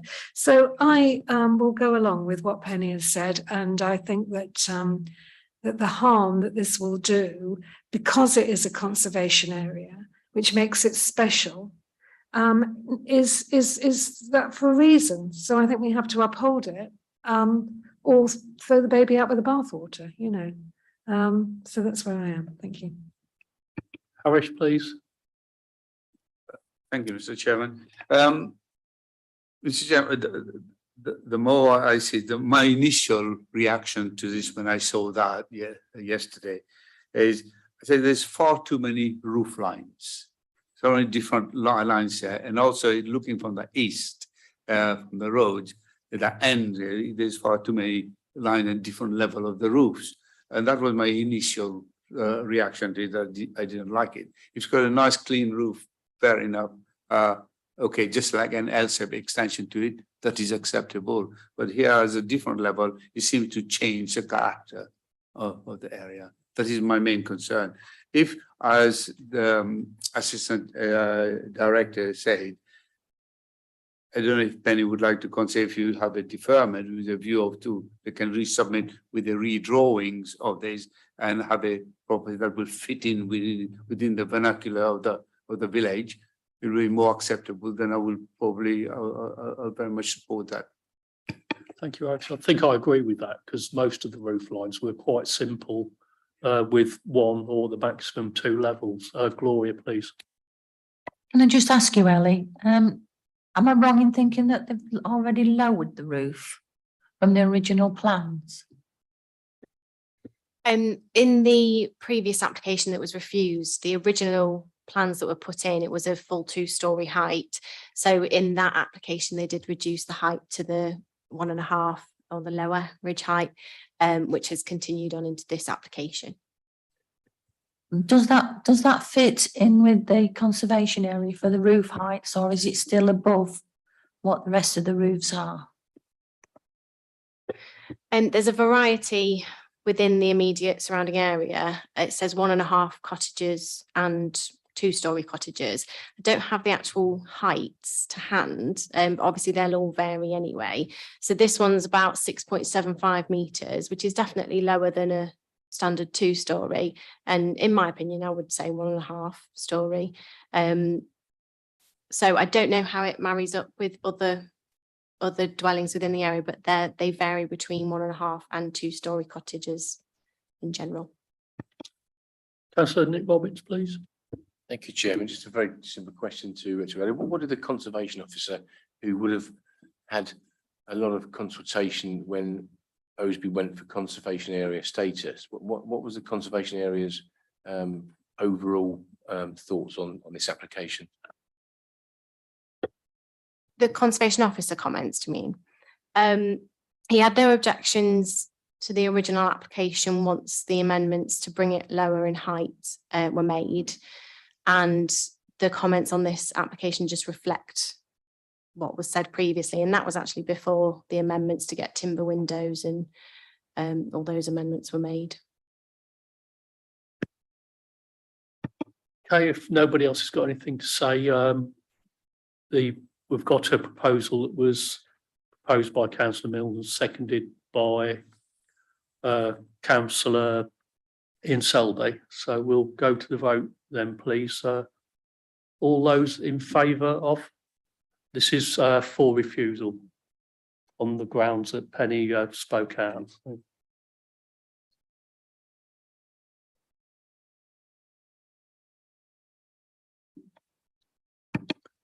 All those against?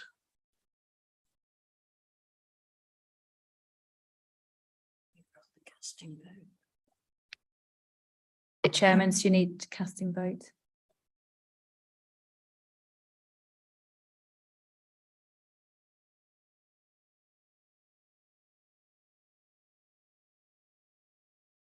Five for, 5 against. 5 voted for the motion to refuse and 5 voted against the motion to refuse. Sorry. No, that's fine. Well, like I say, I did say what my opinion was, that it didn't really fit in with the local vernacular because of the roof lines, the differing roof lines that Councillor Bisnowsin mentioned.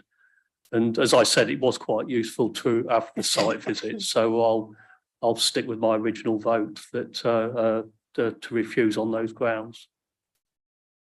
Thank you, Chairman. So the application has been refused in accordance with the motion moved by Councillor Milnes on the basis of impact on the conservation area. Thank you.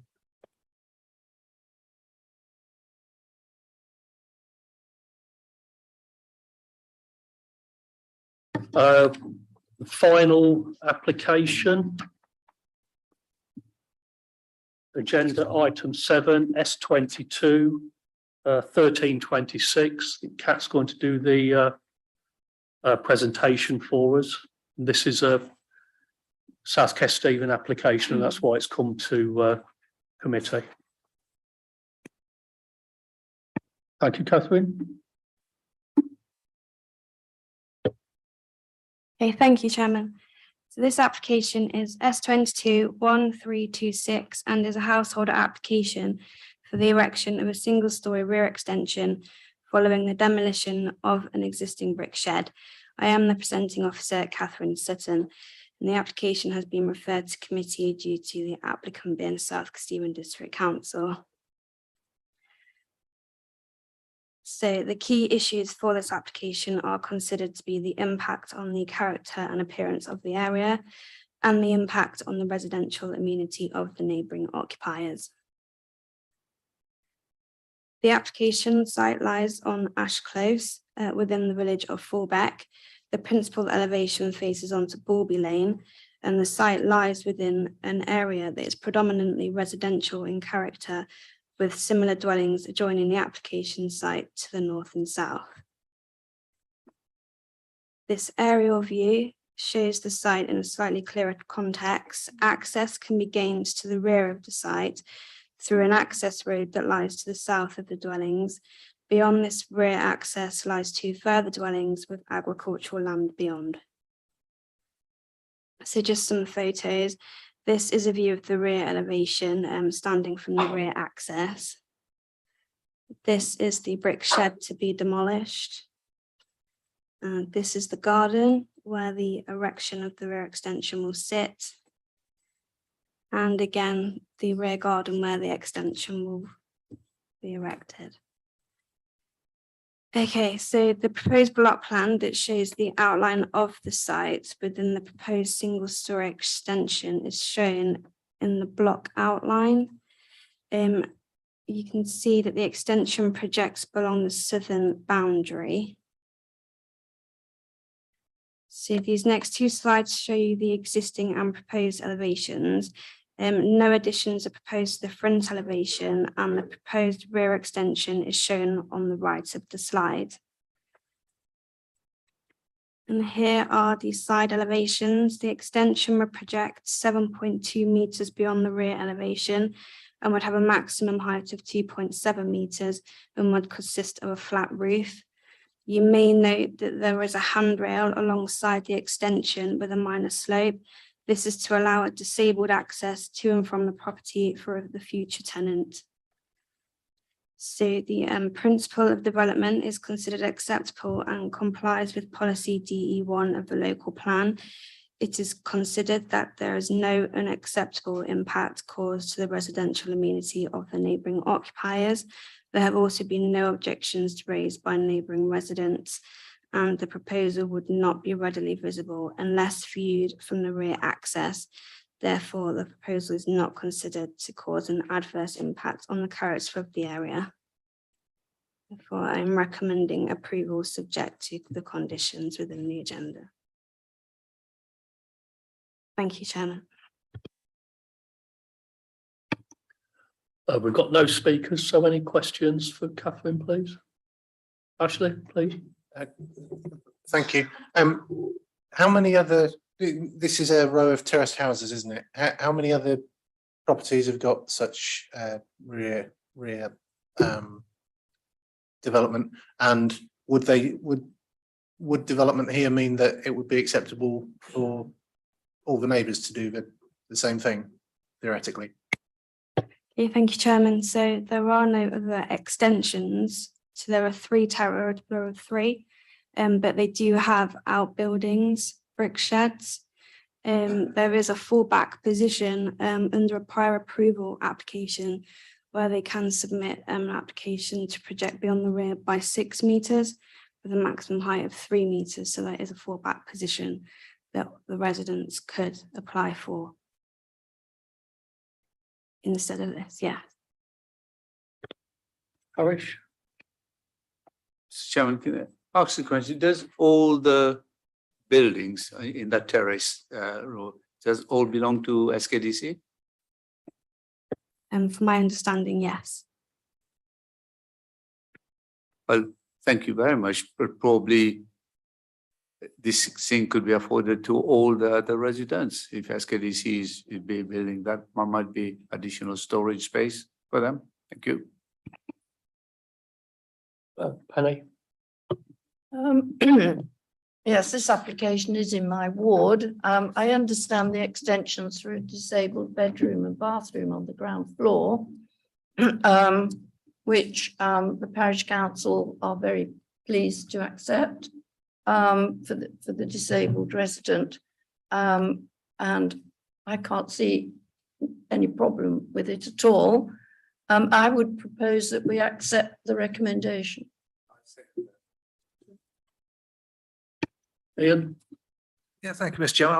I was also going to propose it. Penny's beat me to it, and Harish has beat me to the seconding. I don't have a problem with this, Mr. Chairman. I say for all that it's for good causes, good good use as well, Mr. Chairman. If it was on the front, that'd be a totally different story, but it's not, it's on the back. And as far as I'm concerned, Mr. Chairman, if all the residents on that row wish to have an extension, not an issue for me. Thank you. Okay, so if we haven't got any other speakers, we have a proposal and a seconder to accept the officer recommendation and approve. All those in favour, please raise your hands. Thank you. No against, no abstain. Thank you. Is that okay? Yeah, on Emma? this occasion, it's been approved Yeah, I'll without just- any casting vote. Thank Yeah, you. I'll just say this morning, we had a meeting, Councillor Robbins and Councillor Mills, I, with some of the officers. We did say that after 5 o'clock, we would give the officers due regard if somebody needed to leave, particularly for family reasons or anything like that. In this case, I didn't do that because I assumed that this one would be done quite quickly. But in the future, that we probably will be doing that. So if we've got no Councillor Bisnowsing, please. Mr. Chairman, seeing that this was an SKDC applications, do you think we should all have declared an interest on it? No, councillor, you're perfectly fine. You don't have a personal prejudicial interest in it, so it's absolutely no problem at all. Mr. Chairman, when you close this meeting formally, can I just make a point about our meeting next week? Oh, which one? The design study? Yes, please. Yeah, okay. Yep. So we'll close the meeting at using the 24-hour clock, 17